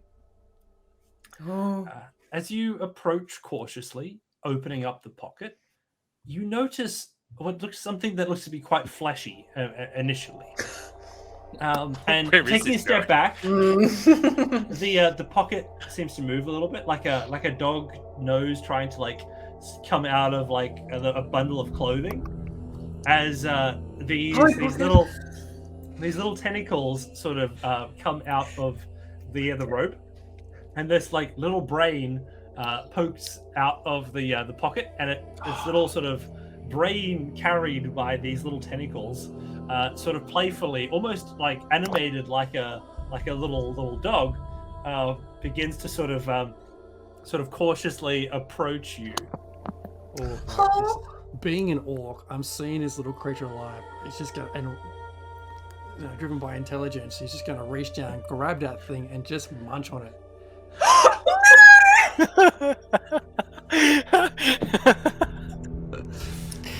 Oh goodness. Okay, so roll a con save. Like, running up to you like, hi. Yeah, no, it's just having a oh goodness, yeah, you pick up this little brain with legs, and you just it's like, oh hell yeah, little friend, and you just crunch it. It quickly stops moving. It tastes very much like iron, and you think it might have been better cooked, but you're not sure. Yeah, doesn't matter. Just hold it over the lava; it'll sear up nicely. Right?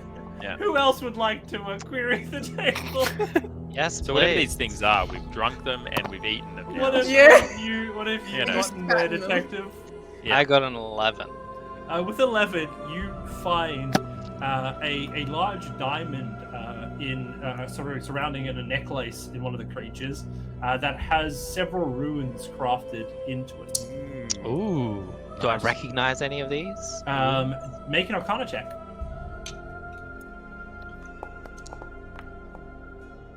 Oh, 18. You recognize these ruins as those that are designed to amplify somebody's psionic abilities. They seem to be able to help project thought, and this will allow you to communicate telepathically with anybody that you would like. Oh, yes, please. I put that on. Nice. I get a dog with brain with legs, and he gets his fucking amazing. No, you got a snack. He got a thing that he can use. Who else is rolling? I got a 7 on my investigation. 7 on my robes that I'm wearing. Oh, so the one that you stole the robes from seemed to be quite the proficient artisan, as you find equipment that you can only describe as extraction equipment. It's a long pair of steel tweezers and a ladle that are wrapped up in a sort of a bundle of leather. All right. Interesting stuff. Yeah. I don't really have any use for these. Do you guys want these things? It's like tweezers and shit. Anyone? I turn to Steve with half a brain, and I'm like, "You want some?" No, I don't. I'm good, thank you. How big? If you're an orc, how big are you compared to me? I think you're quite large, right? Yeah, I think so. I'd say. And how small was that little thing? It's probably like probably less than a foot. Like it would be. It's the size of a Like a chihuahua. bowling ball. It's half the size Yeah, of a okay. I chihuahua. imagine like a human brain size thing with legs. Yeah. Cute. It was. Well, it was Yeah, it cute. was. Yeah, I Was. thought it was And now pretty half. cute. When I put that in there, did I expect it to be? Not really. No. Yeah. But that's D&D Love it. for you in a nutshell. Yeah. Awesome. All right, so just for the sake of time, we'll keep the looting there. As we continue onwards, the thumping now is getting closer and closer. In the time it took you to fight, you definitely notice now a closeness to it. It seems to be coming from not necessarily like on the same level as you, but rather sort of above you, and sort of is approaching at a diagonal, if you could sort of imagine its progress from sort of your echolocation abilities. As dum dum dum, it resonates out again. Dum dum dum. Does it sound like a? coming from somewhere above? I'm looking. The Darren's kind of looking around for any kind of ways to go up, and Beautiful. also places to hide. Steve, can you see anywhere on the roof? If you fly up, you could fly, right? Is that what them boots Yeah, I can do? guess now. Can you Yeah. like fly up, see if there's some way to get up? You can like ferry us up there or something. Yeah. Good idea. Okay. Yeah. Let's do this. All right. I activate the boots somehow. Nice. With a bit of thinking, you tap them, tap your heels, and then you just start envisioning yourself flying, and oh, there it is. You're up, as if you can just walk in the air. Not a single concern in the world. Oh fuck yeah! So I'm walking on air. I get to the ceiling. Walking on air. What do I see, DM? So as you get to the ceiling, you notice that there is seemingly a sort of opening there that has sort of a lever next to it. Okay, I got a thing up here. There's like a lever up here. Do we want to pull on it? Yeah. Yes. Yeah. Steve. I'll pull on Yeah, it. go for it. I like Tinkerbell this shit. You know how like you pull but your legs are still like up and funny. Like pull that down. As you pull, you immediately feel moisture splash you as this opens up a whole host of problems as water begins gushing from the ceiling. Just metric tons of water gush onto the lava underneath as the lava begins to seal up. But even worse so, your party now is slowly being absolutely covered in water. Can I fly above it, please? You guys can fly, right? Hold on, we just float. We'll float to the top of the room and swim out the.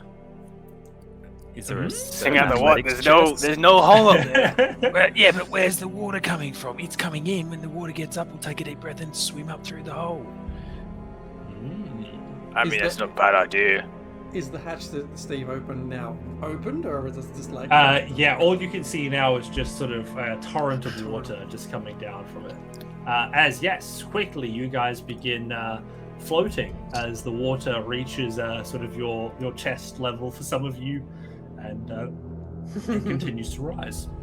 Don't worry, guys. This is completely natural. Okay, it's a completely natural body experience. I think I know what's going on here. We gotta swim up. I agree. Really, Mars, we gotta swim up. The hole. Okay.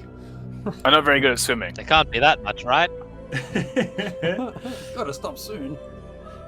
As you guys trust the process and allow the water to carry you up, it is with great luck, beyond all other factors, that you actually find yourselves towards the top of it, not quite reaching the inlet, but the water seems to have fully drained. It is now just a vertical pipe that stands empty. You guys are about, I'd say, a meter below the pipe at this point. Cool. What's up there, Steve? What's up there? What's up the pipe? Is it big enough for us to get up, or what's the go? Yeah. Don't you want to do a perception check to see how far into this pipe I can see? Cool.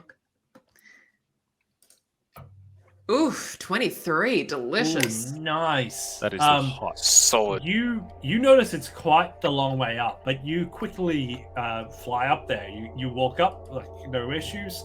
It seems that you don't get all of the normal negatives of climbing a steep incline. It's just easy. You just do step ups. You're good. And you find yourself up the top in what looks to be a very dark, open space that awaits you there. Ooh. Okay, guys, I think if you want to come up, come on up. It's fine. It's safe. We got just some. I need you guys to help me out here. I can't see shit in here. Please, can you come up? This is so exhausting. I mean, I fly up. Hook us up or something. I throw rope can't down. fly. Nice. And I tie it to the lever. I dodge that rope. The rest of you do have this rope ready to sort of find. No worries. Bishop, are you going to be right to climb this rope? As Darren starts climbing up. Do you have opposable I think you thumbs? gentle sirs might have to help me up. I think I I've do. got up that rope early. You know what? up that rope Before early. we go up, I gave it a bishop and I cast fly on him. Ooh. Clutch. How long yeah. does fly last? Just out of curiosity. 400-pound giant beast. Like Dumbo, my ears are- Literally Dumbo. Yeah. It doesn't say when it lasts. Giant's ass, that's funny. Oh, up to 10 minutes. Oh, awesome. Quickly making your way up there. You all find yourself in this dark room now, reaching out. And as you all sort of step out, the whatever sensors were here to light up the space trigger. You just hear ka-doom, ka-doom, ka-doom, ka-doom, ka-doom, ka-doom, as the lights just echo on down this large hallway. It seems to be a wide open space that was for something, but at the end of it, you recognize a sort of structure that seems to be almost like a wall of this creature. The scale of it is so large that it's you wonder if this is potentially one of sort of the outside structure of this creature. Can we get an investigation check from someone? Probably not me. I'll do it. Yeah. Oh, someone's done it. It's fine. Who's good at That investigating? works. Bishop. Good one, Detective detective. Bishop. The Bishop, obviously. You Bishop was admire built in room and he found it. you admire the space, and you recognize that what you see in front of you looks like a spinal column. If you could imagine it at this large of a scale, and getting closer to it, you look up into the air, and you realize that this spinal column has maintained a hollowness to it, reaching up beyond what you can see in the space. And if this is indeed the spine, above it must be the head. But you have what looks to be, hundreds of meters of distance to get up. I mean, that's no problem for me. Not about you. Ooh, how many minutes do I have left on I fly? will graciously say 8. Oh dear. Okay, all right. Tailbone. Gentle sirs, quickly. And I'll hold on to them with my huge strength. Awesome. I So should think be able to you've got, carry everyone who can't fly, right? You've got 2 people to carry. Make a Yeah, strength check for me. While he's Can doing I help that- him out? I think I could maybe help. Could I help as well? Yes, yes, you can. I will say that if 2 of you attempt to help, Absolutely. you actually got it really easy. You can lift Yeah, one no, size it's- larger. Yeah. I will say you get one person without much disadvantage. Sweet. So that gives you a couple of minutes, and then we also have Steve Brady as well. You don't really have very good proficiency, I imagine, at carrying people, right?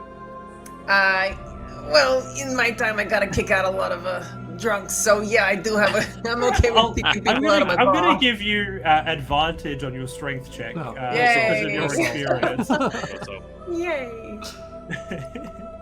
And while this is happening, do we still hear the thunk thunk? Ever growing louder. Oh, I got a 19 for strength. Beautiful. With a resounding heft, you pick up. And who's going with who? We have our two companions here. We've got the Darren that needs a lift, and Morris the Sqeak. Morris is pretty slender, to be honest. You maybe I think go I with can the carry human? both, right? But I think we've got Steve that's volunteering with their shoes. Oh yeah. Okay, To make I'll go things with easier. Bishop since I'm the bigger one, and he can. That makes a lot of sense. Yeah. But Yeah, if push comes easy. to shove, you've got the capacity, to If to I move drop. some around. Yeah. I'm very Or shoot dexterous tunnel. if you drop me. Yeah. Awesome. So you all begin to make your journey upwards, and I besides your move fast too. 90 pretty feet quick, every 6 seconds. pretty quick for an Yeah. elephant. As you make your way up, and it's really now that you begin to understand the scale of this creature. Flying up here earlier, it was huge, but now that you know that this almost never-ending column is the thing's spine, it really does settle in just how tall this creature is.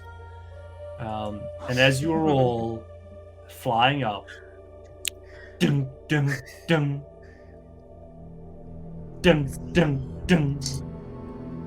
I feel like it's like a start of like good music hit. Morris, is that you playing a drum or something? No, but it's in beat though. I've been tapping this whole time to it. Almost let go of the rope earlier when I was holding on, getting lifted up.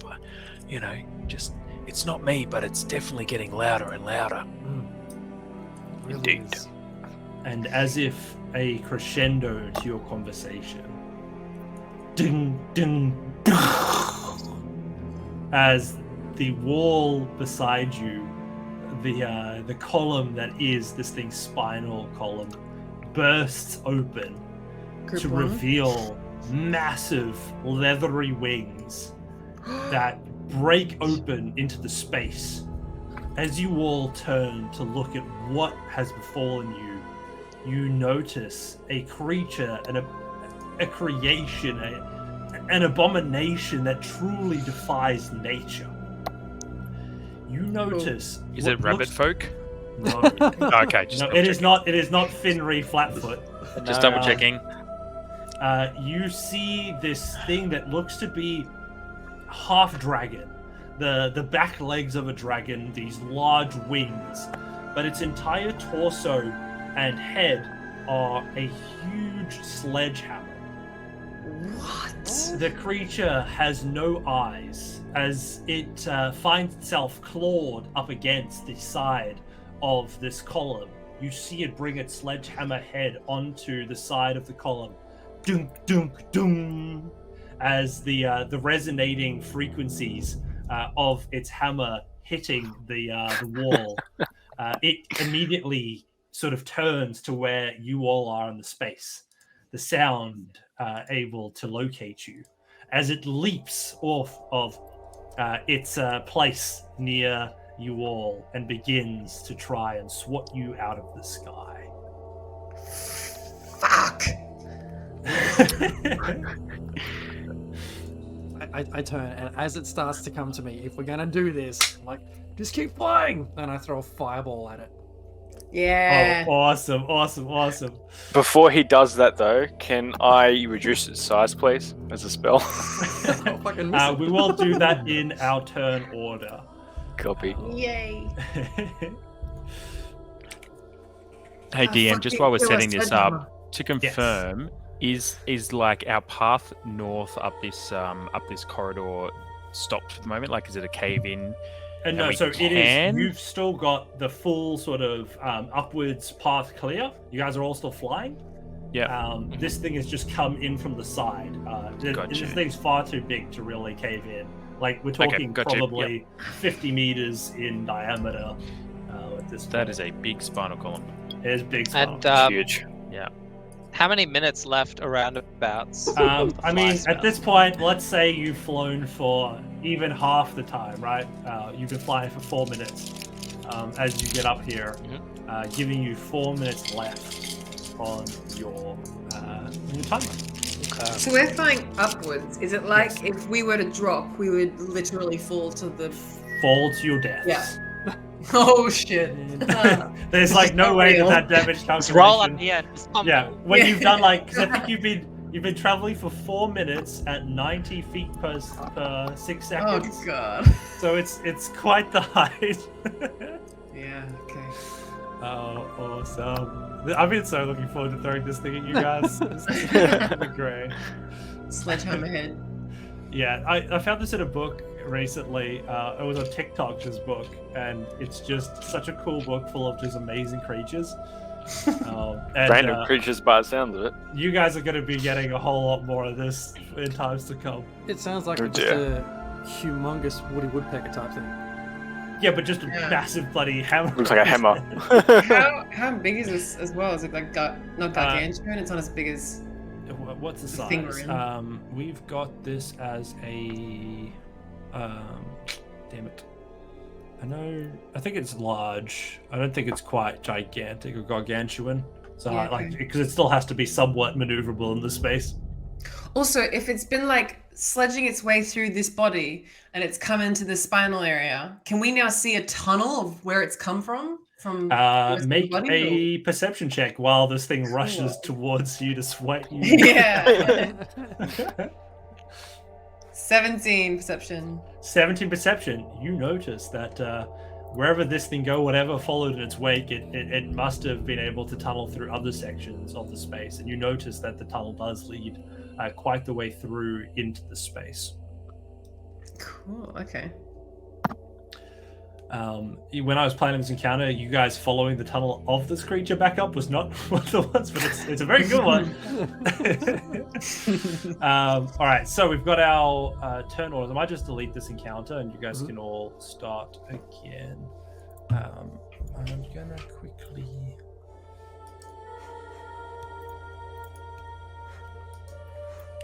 I might just... no, what have we got here? This is pretty good. I'm just going to reuse one of the other maps we had from one of the other sessions just to give us a bit of a gloomy environment to play in. We'll just use the northern part of this map to kind of show some of the terrain. And then we'll be able to get started. So we've got Detective Bishop. We've got the monster. We've got Steve Brady. Oh shit, we don't have vision in this thing. I will grant you all vision in 1 second. Oh shit. You should all be. Wasn't there lights like that lit the whole spine? Yeah. I'm gonna light it up so I can. Oh, just gonna do that in the system. We have Bruce, the get me in there. Snowflake. We also have the last one that I'm missing. The Darren. The Darren. There you are, the Darren. Please make sure to arrange yourselves. I will quickly get this area lit up, so to speak. Bam, bam. And save. So you should all now be able to see the space. Yep. Fantastic. I will add us all into initiative. Bam. Damn, so many bams going on. It's... What's that, sorry, calls? I did really well. I don't have a token. 2. Oh. Yes, you do. You should have a token. I do? I can see you. Maybe my thing's just lagging. Oh, I might just reload. Yeah, all good. So, on the top of the order, unfortunately, none of you quite able to beat Thumper in this fight. Thumper launches off the wall, heading straight towards what seems to be our poor friend Steve Brady at the forefront of this particular assault, as just you hear this this sort of massive sledgehammer just almost like barrel towards you in this space. Can you make a dexterity saving throw to see if you can avoid being hit by its hammerhead? I can totally see your icon, the token, like the face it's making is exactly what he's exactly how you feel. The thing was like jumping at you and you're like, what? Yeah. Oh god. You're the jumper? You can do it, Stevie. It jumps through you, boom, just like piercing through the space. And you are hit with let's quickly get these rolls out. I'm just going to make sure I don't over damage you. That would be crazy. It smashes you for 12 points of bludgeoning damage as you're knocked through. And can you make a Constitution saving throw to see if you keep a hold of your carrying companion? Yes, of course. 18. 18. You managed to hold them. I'm going to move you so that you're actually together. You swerve out of the way enough to not hurt the person you're carrying, but it still whacks yourself, which is unfortunate as this thing goes. Next up in the turn order, we have our detective. What you got? Yeah. So, same old, insightful fighting. I'm analyzing it as I'm flying around, sending it telepathic messages saying, leave, leave, leave. Then, as I fly around, my trunk, going left to right, it's a diversion. Boom.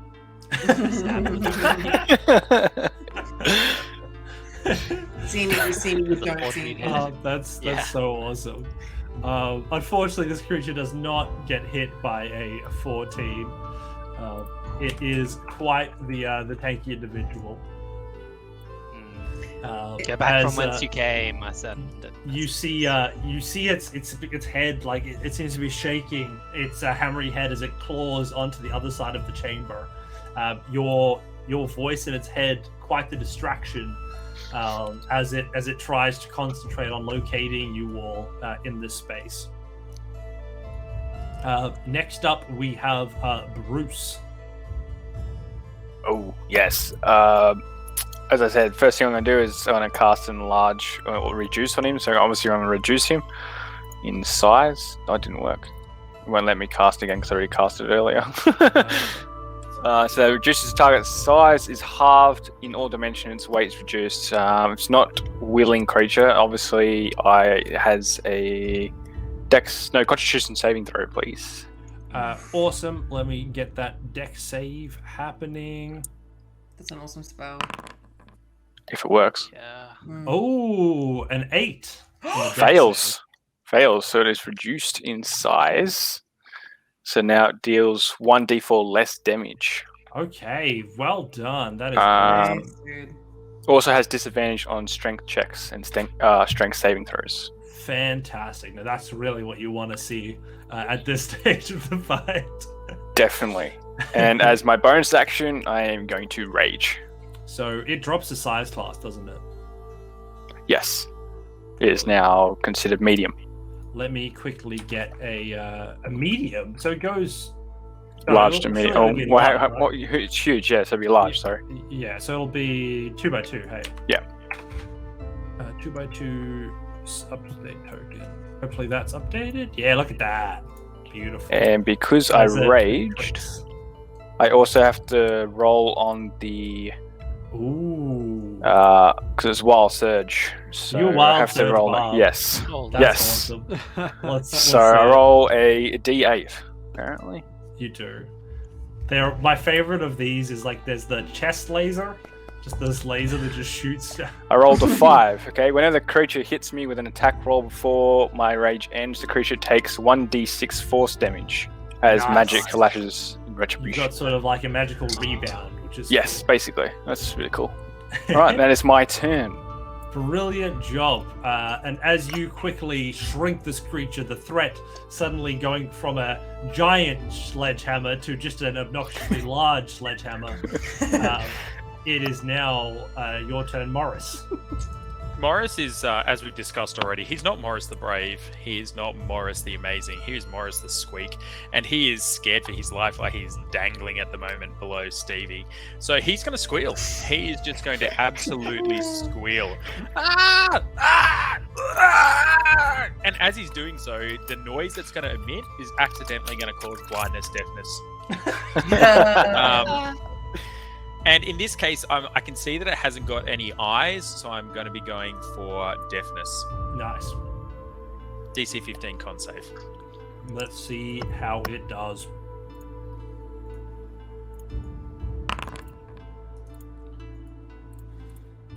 It gets a 17. Makes it. Good roll. Okay. Well, with my bonus, I'm going to yell out to the Darren, and I'm just going to yell out to the Darren with a little bit of inspiration. The Darren, it's a giant hammer. Quick, nail it, Darren. It felt cheesy coming out.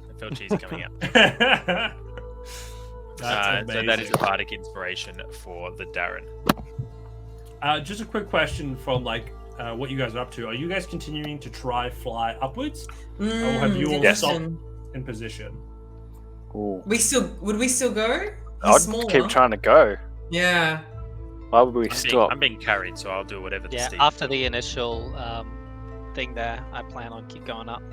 Unless because it's made a hole in the wall, we technically have like a break from our death below if we were to fall, right? Right? Is that how? That's true. Is that the It's physics true. of this?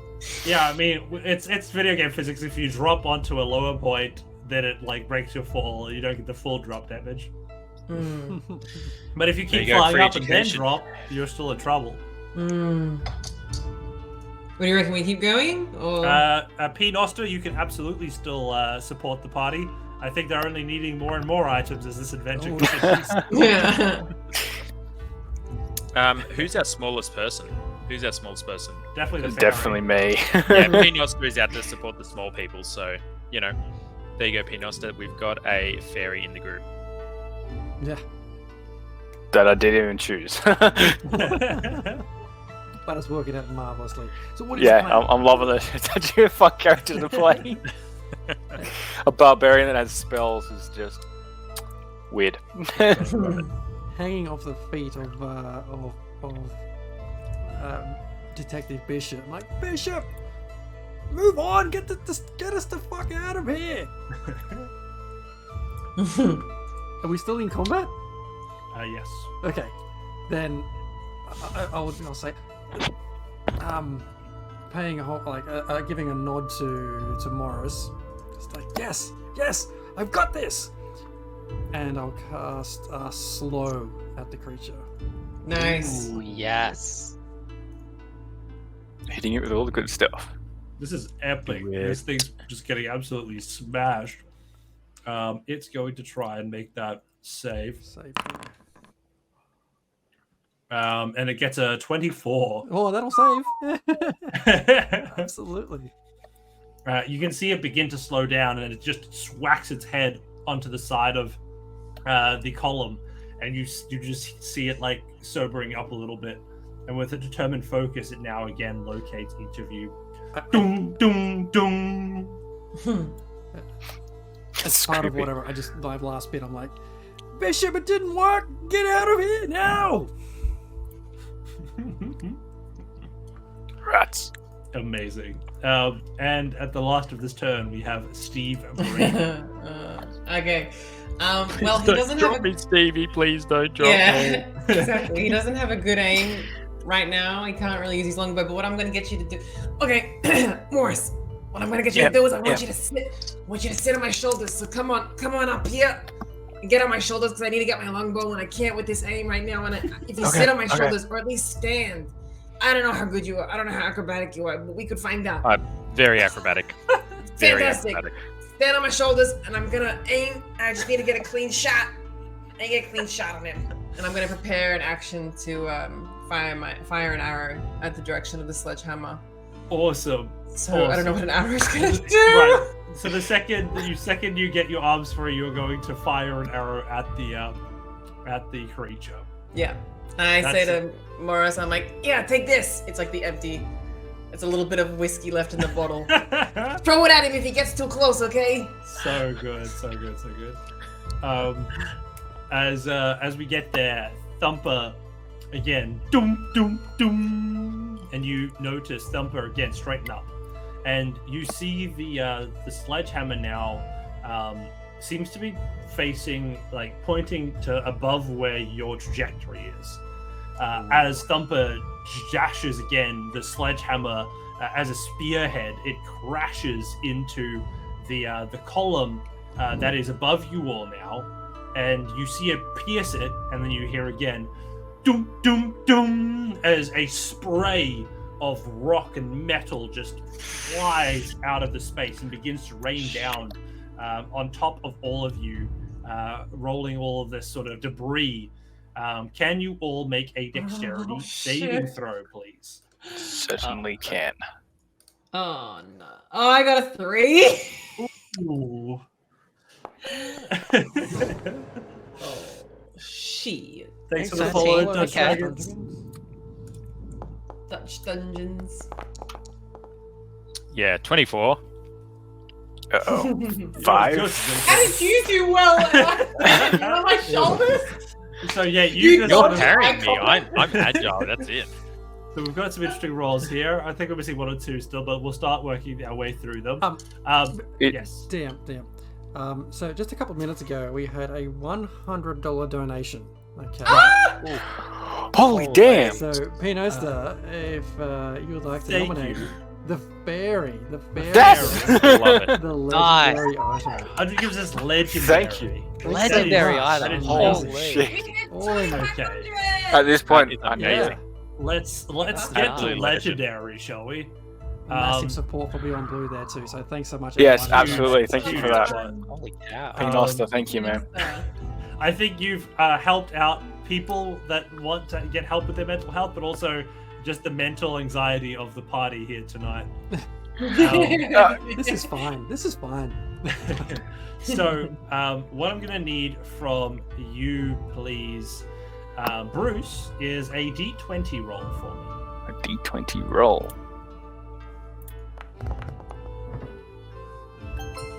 13. 13. As we get down towards here, we have a couple of interesting bits and pieces. Oh dear. So I'm going to give you 3 choices. You have armor, you have a ring, or you have a potion. You can choose one of each of these, one of 3 as your reward. I'm just saying we're in the Giants' ring, so Yeah, I was thinking the ring too. That I'll go with the ring. amazing. Okay, so as you are busy fighting this creature, you notice that this smashing sound of doom, doom, doom is coming again, but not before you hear the out of the chest, now hovering in front of you, opens up as you see that smoke again. And Nice. you see inside it is a ring that seems to be gold. Solid metal gold. But for some reason, there's a blue shimmer that comes from it. Interesting. Do you put on your ring? Yeah, I would. As you Shiny. put it on, you just feel a gust of wind gather around you. As a spinning whirlwind begins to coalesce into a cyclonic genie. A wind elemental Oh my rises God. up next to you, flying next to you, flying around. And it has an activation phrase, and I think it would only be fair to have the activation phrase be P Noster in this case. Absolutely. P Noster. Which Hell yeah. will allow you to actually summon a genie within 120 feet of you, and it is concentration. And while it is summoned, is friendly towards you and your companions. It obeys any commands you give it, no matter what language you use. And it will defend itself against attackers, but take no other actions. So you have this creature now that is bound to your will. That is freaking cool. Amazing. Holy. Thanks, P Noster. Really, thank you. That's awesome. Amazing. I thought that a $100 donation was worth a gift sub, so throwing one of those out to P Noster. Hope to see you back in future weeks. Absolutely, looking Nice forward one. to it. Yeah, so with this genie now in place, This Will Smith genie. Thanks, James.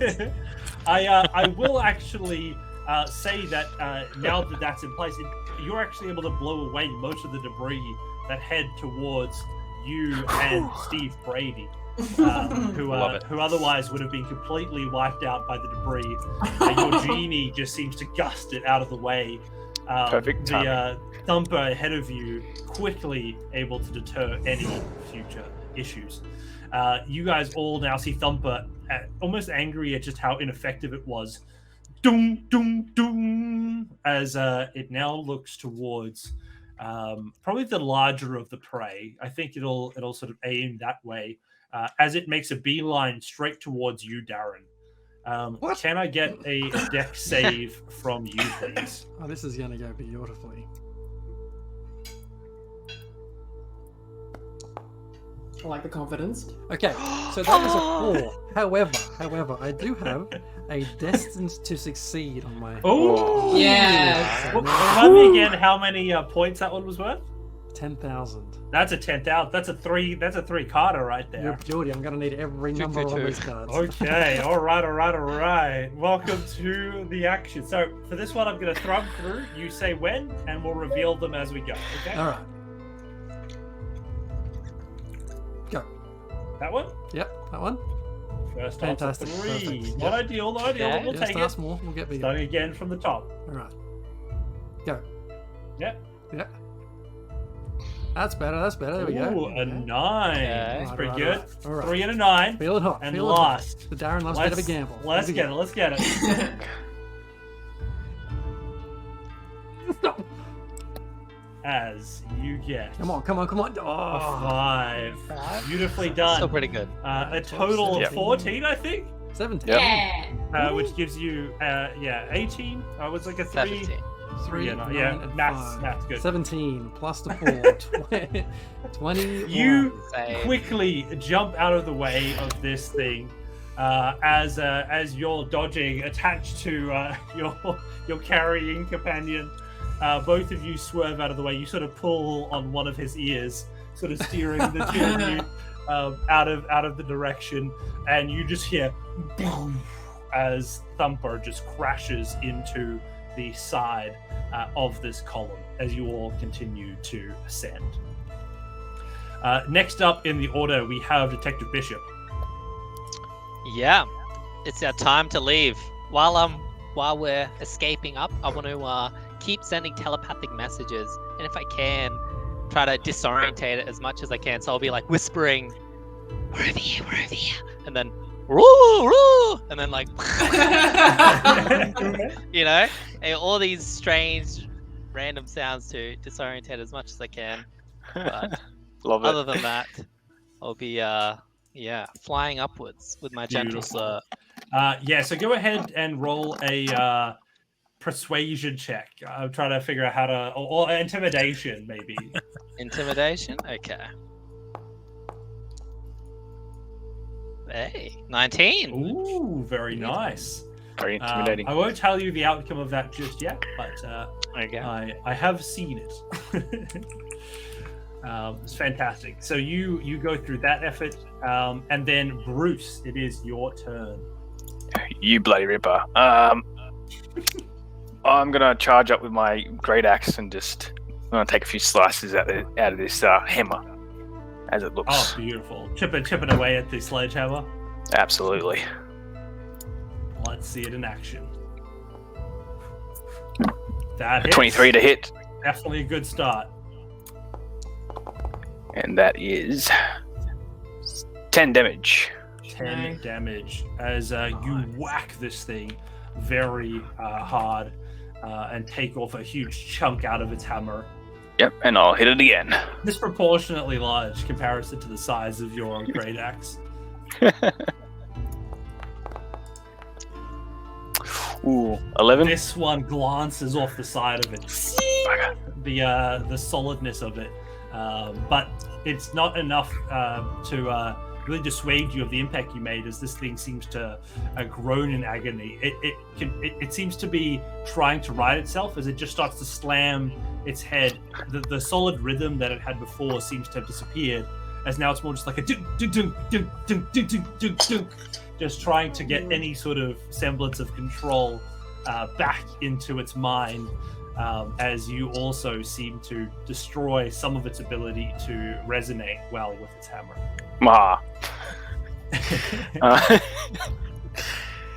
Is Hastings still active? I don't... Is it an hour or is it 10 minutes? I got 1 no idea. minute. 1 minute. 1 minute. No way. Okay, no way. Thanks for the follow, Joe. Is that Joe? Welcome. It is Joe. Is that Joe? Yes, is that Joe? Thanks for the follow. The question that is its own answer. I love that. Poor hammer. That's how I feel. Next up, we have Morris the Sqeak. Now, if I was Morris looking at this hammer, I would assume that this giant hammer is like made of metal, right? The sound it makes definitely resonates like metal. Okay, fantastic. Well, I'm going to aim, as we're kind of doing this, I'm going to move up and make sure I'm in the right position, very dexterous as I climb up to make sure that Steve can have a decent shot with the bow that they've been preparing. Aww. Right, so just kind of climb up, very handy as I'm going up. Like there's a finger in the ear, there's like a solid like eye gouging, pushing on their head, right? Kind of kicking them in the ribs as I'm going up. So not graceful. You want me to drop you? I don't know, but I can. Make an athletics check or acrobatics. What about an acrobatics check? That'll do. Yeah. Yeah, that's a dirty 20. Nice. Somehow, with all of the terrible eye gouging, you make it up to the top of this creature, and finally being unencumbered, you see underneath you now as you stand on top of the flying person. This 2-person high now rocket up into the top of this creature. You see Steve Brady whip out the arrow and the bow, draw it, even with all the shoulder tension of the bow draw. You stay yourself right on top of there, and you let loose that arrow. Make a Yay! hit. This is some Cirque du Soleil shit. Alright. 17 to hit. Hits! Yes! I start juggling just to make it even more impressive. That last little bit of whiskey, I can't quite get a hold of it. Just 1d8 take 1. I got this. Okay, it's 1d8 take 1, and I rolled a 1, which means that I would have to take that one away. So I hit, but I also dodged. What the fuck? 0 damage. I have to say, I hope you're a better bartender than you are an archer, because I mean, you're trying. That's the main This thing. guy. That was disappointing. it hits the hammer straight on, and your arrow just snaps and crumples against it. You see Thumpy just shake its head as it is trying to get rid of this, whatever's happening in its brain, and it keeps just smacking itself on the wall. Your arrow, almost just an insult to injury at this point. This constant barrage of annoying sounds and influences. well, having seen. Oh, go. Sorry, I was gonna say, in my deep speech, dressed as one of these like those mind slayers, can I say in deep speech to this sledgehammer? I don't know if he understands it, but I'm your master. I spoke to the guys before. I've been done these robes. I basically own you. Leave us alone. I love it. We did this that so inspiration. That was just Yeah. so perfectly done. You will get Love it. advantage on this roll. Oh, Yes. yay. And Intimidation, what is that? Make a persuasion check. Persuasion, okay. Or deception. I can, whichever Deception? way you want to go. Deception. Oh. Advantage. Okay, first one's 8. The next one's 3. That's shit. Oh. But you do have The the deck. card. The You have cards. the card. Use all the cards. whip all it the out. cards. How Do it. much? How Do many were Better given? choice It of was word, but 10,000 use the points cards. again. Yeah, it You was got 10,000. contestant. You have 3 points, and your highest roll is 9. It's a good shot. Statistically, we're good. All right. Okay. I believe in you. Alright, we can do this. That's fine. Let's do it, Stevie. You can do it. I feel calm. You get to tell me where we stop, and Yeah. when we say stop, you Can get your I reveal. can I give Bardic advantage for the cards? So Uh, you get the I cards, will- they're not great, I you will know? let you sing a song on top of his shoulders Experience. to give a bardic inspiration dice to Alright. Fuck yeah. to them. I'll Brilliant. sing you a song of Stevie. Stevie is flying. She's going real high, and oh my god, just. sorry. Just have another Steve. smoke. You'll be alright. Yeah. So here we go as Let's we do it. start going through. When you're ready, Now. yeah, Yeah. excellent. The first card is a 6. Six. They're giving us 15 to solid begin start. with. A Alright. good start. A good start. A good start. Next up, we keep going. Now. There we are. And a 4, 10. giving us 20 so far? 18. A little bit. My maths, fuck it. Numbers. And, we are going down for the final card draw. Do we have a 10 in your future? Now. And That's fine. another 8. Yeah. Nice. Well Solid. done. That's good. In total, we have all these 3 thanks to the wonderful donation. So a 10, 18 extra onto that 9, giving us 27 on that roll. Persuasion. Persuade this Very thing. good. Points well spent. So what Points was well it that spent. you specifically said to this creature? I'm your master. Leave us alone. Go find someone else to harass. It burrows up, out and up, and it Oh! just, as you hear it thumping into the distance. Doom, doom, doom, doom, doom, doom, doom. Oh, he left. Wait, no, come back. Yeah. I can speak to you. Come back. Wait, what's wrong with you? Out of earshot now, Thumpy is off on a mission to find someone else. So, Yeah. thanks to Good your luck, efforts party tonight, 3. yeah, party 3 will meet Thumpy again. I live another day. Unlucky. Sucks to be party 3. Yeah. Good luck. Fantastic. You guys fly the rest of your way upwards, unencumbered. You have defeated Thumpy in some of the most inspiring ways possible. Love it. As you finally reach the top of this column, you notice it's like there's like a ring that you can fly up into, and around the ring is a platform. So it's sort of a concentric ring with the center being the tube that you guys are all flying out of. So you can like fly out and land on sort of another wider ring that stands on the outside. Cool. Yeah. Get off my This- shoulders. I'll push you up. Here we go. In this room, as you reach the top of this spinal column, is a doorway that stands in front of you, and sort of 2 large platform desks almost, with a lot of other looking like arcane symbols, levers, dials on either side that seem to be sort of mirroring each other in front of this doorway. Hang on, say that again. So we're looking at a doorway with lots of desks on either side of it. Yeah, so 2 desks, one on each side of the doorway, with some sigils glowing on each desk. Okay. Darren wants to go up and inspect the sigils and have a look around at the desks. As you approach, the closer you get, you recognize that of all of the symbols, when you approach, 2 seem to light up: an orange and a green symbol. Okay. Just when you're near, or When specifically in this case, we had the Darren approach. Just while that's happening,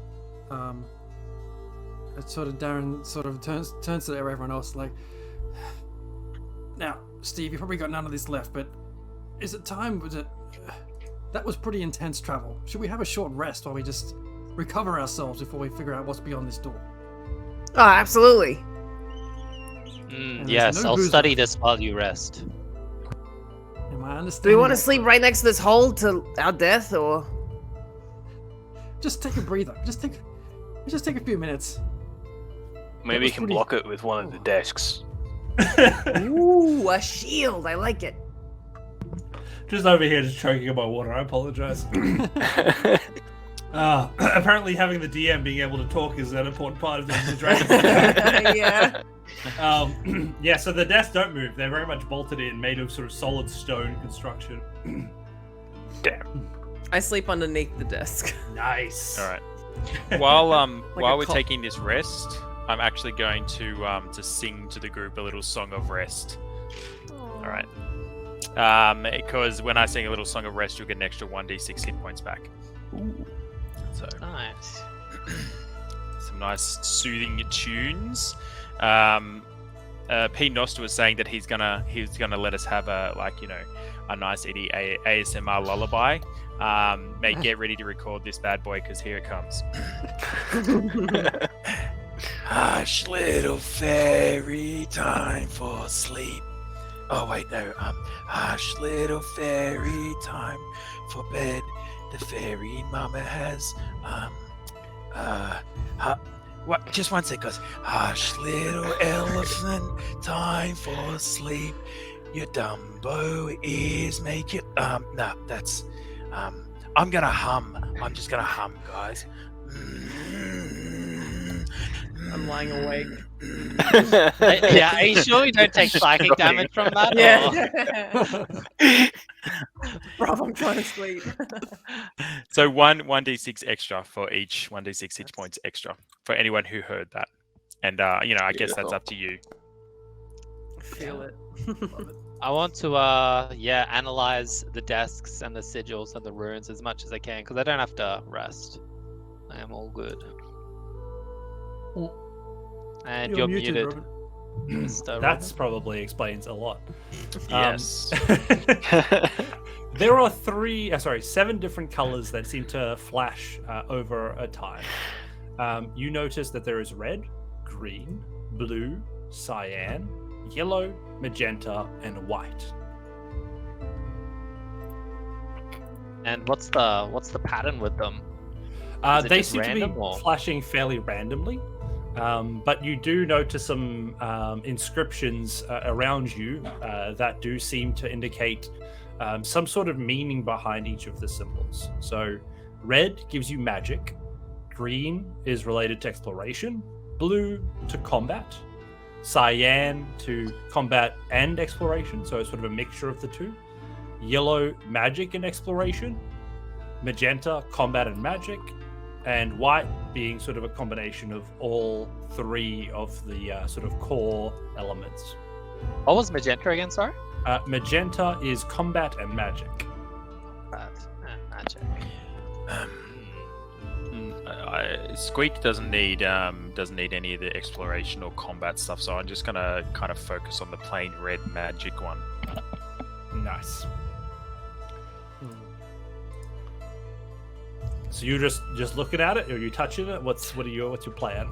Yeah, I after singing my beautiful little lullaby and everyone feeling a bit rested, I'm just gonna stroll over. And is it on the floor? Or is it up a bit higher? It's on these desks, so they're probably like 3 foot off the ground. They're like standing desks, angled sort of upwards towards the outside wall of this room. I'm just gonna just kind of look at it, and then as I go to put my hand on it, I just turn around to go, Hey guys, come and have a check out of these. and just put my hand down on it. And Beautiful. as you do that, Crafty, thanks so much for the cheer. Crafty has handed out a D8 bonus roll. Woo! Thank Love you it. so much for that. Those are very appreciated. 1,000 bits. So as you go to place your hand on the sigil, It's for the you party. Welcome. Thank you for lending us Lydia. She's been a great guest. Only for an hour. No. Your hand seems to stiffen as you're pulled closer to the red sigil. Your hand now enclosed upon the desk itself. You feel just stuck.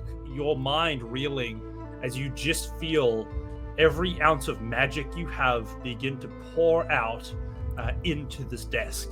The doorway now lighting up with a stark red. Okay. Darren is drawn towards the yellow desk. As you walk up to the yellow desk, are you going to touch the sigil?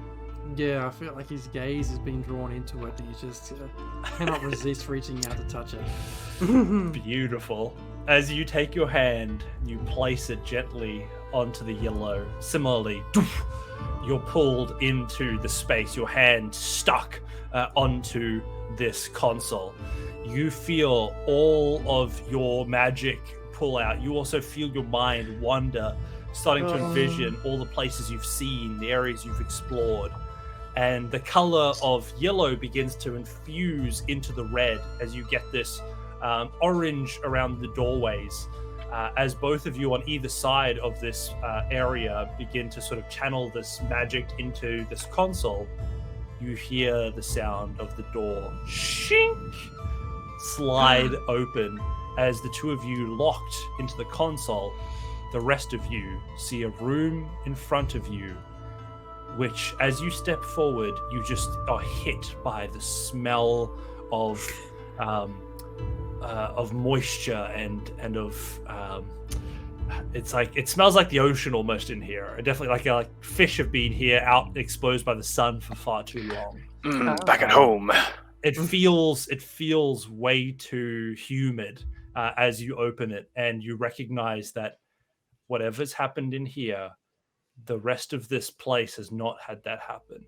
You notice these tentacles sort of embracing all sides of the walls around you, in front of you. And you notice that as you lead deeper in, that these tentacles have seemingly taken over whatever this space is. So it smells how I sound, essentially. Visual.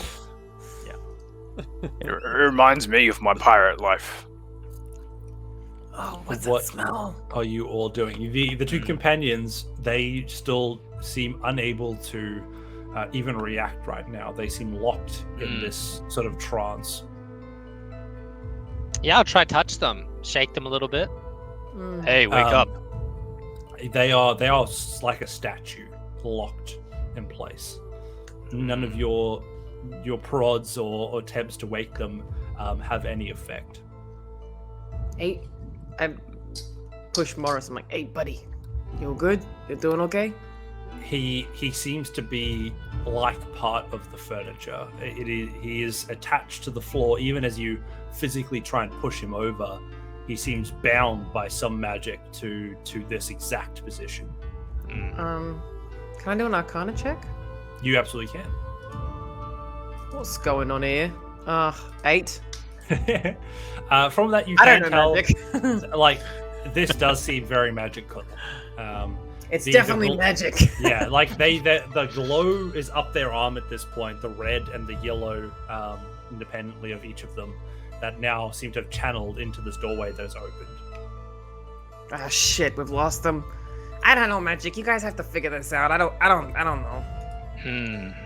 I go into my dungeon pack and I grab a bit like a jug of water and splash to their face, see if that does anything.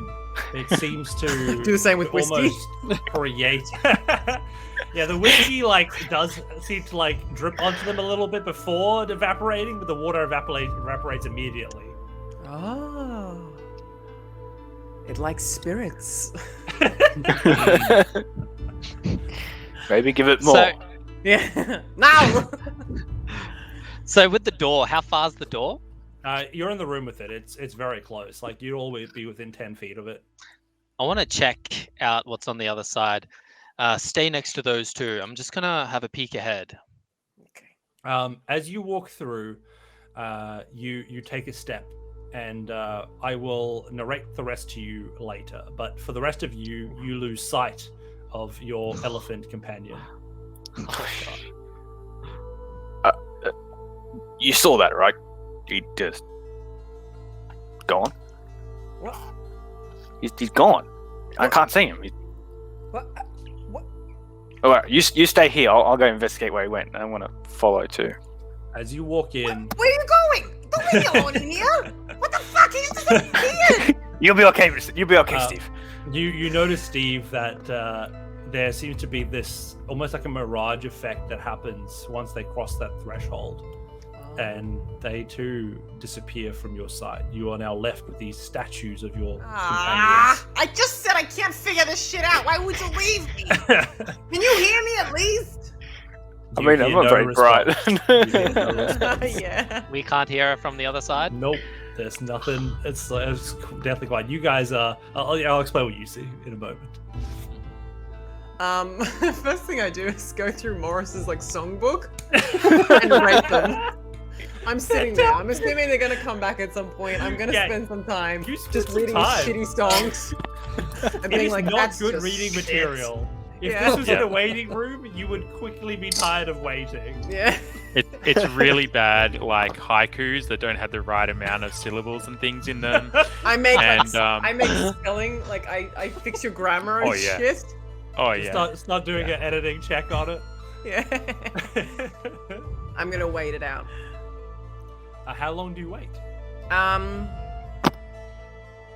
Good question. How long have they been gone for? You read through all of this book. This book, okay. Am I able to go back? I'll get to you. Yeah, okay. There's a reason that she hasn't, that he hasn't been able to see you all yet. Okay. So I can't lift them off this thing. They literally bolted. Stuck. Interesting. Unreacting. Whatever is happening to their minds, they are elsewhere. I stand at this fucking mirage and I look it up and down and I don't understand it and I can't see where they've gone. And then I go to put a hand through.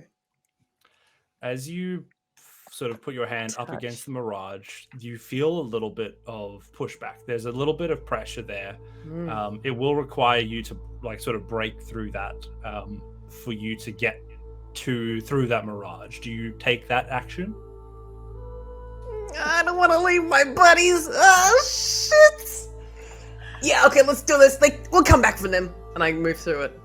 You take your hand and you push as sort of the mirage seems to bend around you from the pressure before you and you feel your whole body just pulled through the mirage. And the other two, you hear Sqeak. Oh, my buddy from the sledgehammer? And the two of you outside of the desk wake up. The party this is cool. The party is gone. Oh, shit. And you find yourselves in this control room, unable to do anything else. Back in the other room, is my the three of songbook you. there? Do I see all the edits in my songbook? That's what's most pressing. It's heavier. There's a lot more paint, a lot more ink in there. But for everybody that made their way through, you now notice in front of you, as if no time had passed for you, entering sort of very quickly one after the other. You enter the space that is like a forest floor of tentacles that have seemed to have grown in the space. As you step across, you all have to sort of brace yourselves as you take a step onto the platform that seems entirely made of these tentacles now. Creepy. And What as you the hell do, took you guys so long? Steve, I told you to stay with the others. Yeah, well, I told you to help me figure out what was wrong with them, and you left me alone. You disappeared. I just followed. Yeah. What? Neither of you should have came here. Yeah, so did I. Shit. As you do, you look over to sort of in the distance, and you notice the remaining members of Squad 1 also in the space. The remaining? The remaining members. It seems they also didn't all make it to wherever you are now. Ah, fuck! And Wait, with this that, is Squad 1, guys. with that, we will end tonight's session. Oh, man. no! Oh no! Oh, That was damn! amazing. This is great. Nice one, Wow. Thanks, Mr. DM. Oh, what a cliffhanger. What? Oh, So all of just you Go that on. have made it to the end, you are all invited back for the finale. Oh, yay! To sort of see this to the conclusion of how, if or when you'll bring this thing down. That's gonna be amazing. Fuck yeah, guys. That was awesome. wait. So the two that were on statues that didn't make it in. They will not No. be in the finale. Oh, what? Oh, They didn't make that's it. sad. Wow. Blinded by Wow. greed. Got my book tampered with, right, and now I'm locked out of the room. Yeah, you just Uninvited. got notes. Unlucky. Wow.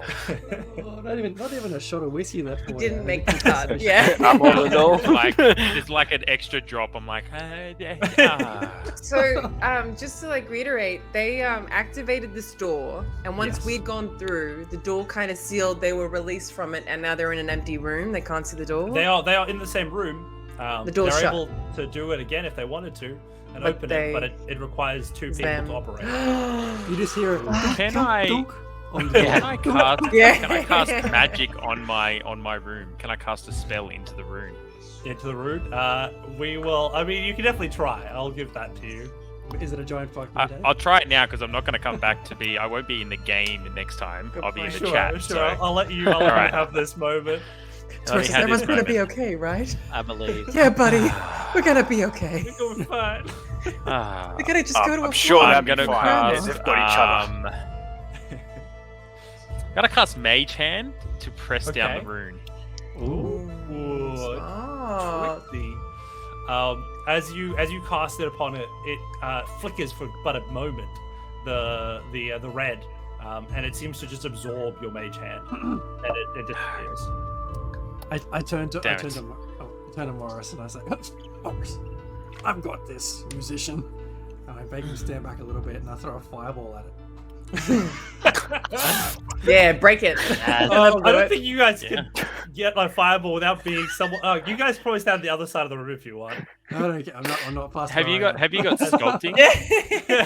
Have you got are you evocation? Yeah, man. Mage? No, enchantment. Have you got I don't sculpting? think- We're fine then. He's sculpted us. We're good. Yeah, you're sculpting. You fire this fireball directly at this console, and it just seems to suck all of that magic back into it as it absorbs that power again. And that seems to have been actually sort of the power that was left. It drained you from the rest of it. It will take you now a long rest if you want any more spells to cast. Well, you got the time. Wow. Turn to Morris, say, Nothing well, but time. Well, they've got a day before this thing either falls or it crushes the city that they're trying to defend. I turn to Morris and say, Morris, should we just fly out of here and get a drink somewhere before the world ends? They clearly can't do it Now without he's us. talking my language. Sounds like Look, a all I'm Hitchhiker's saying Guide to is, the Galaxy moment. Yeah. Look, I don't want to die in a giant's asshole. That's all I'm saying. Let's go find us a tavern and get something to warm up the throat finally. Right, I go hold of Morris, I cast fly, and we fly out that hole that the fucking other creature created. Beautiful. Nice. As you guys To the fly off moon. into the sunset. I love it. And yeah, Fly thank you so me much. to the moon. Let me swing upon the stars. Oh. So yeah, from all of us here at Raging Rolls and everyone else that is a part of Across the Streams, special thank you to obviously Split the Party. Indeed. Thank you, Lydia, for joining tonight. You were Oh, a so much fantastic fun, Yeah, guys. thank you. Terrific. Seriously, Loved it. Yeah. And, Hey, a quick gracias. shout out to some of the people that donated tonight. I think there Absolutely. was Jam was there, Jam 0608, Taurosaurus, Braincane 007, Danish, Trisnetsaurus. Guys. There was a whole heap. There was so many and more at the end. P. Noster, yes. P. Noster was a huge one. Massive Um, That is seriously big. Yeah, Massive really. I mean, penal. we're playing D&D. You guys are making it worth it, so really appreciate it. It was amazing. Yeah, absolutely. There's still and thank plenty of ways again. you can donate. Feel free to, you can donate to the cause for Beyond Blue. You don't have to always donate for an item. Follow the links, donate for a good cause of mental health support. You can also all your commands at your fingertips. Yeah. All the commands. Ignore that link. Follow our site links through to the store, and you can actually get Cross the Streams merch, which all proceeds from that will go straight to Beyond Blue as well. No. That's I really could cool. get myself one of those. Nice. Yeah, I might do that myself. And yeah, just again, everything that we've seen tonight, all of the items and all of the goodies will be available in sort of the last week of October. So this was the second of the attempts at bringing down the Titan. We'll have our third next week. So join us again for more of that. And across socials, we also have the rest of our timetable where all of the other awesome content creators are also supporting this initiative and creating fun cross-play events and cross-promotional things like this. And we'll hopefully see you all for the finale to see how it all shakes out.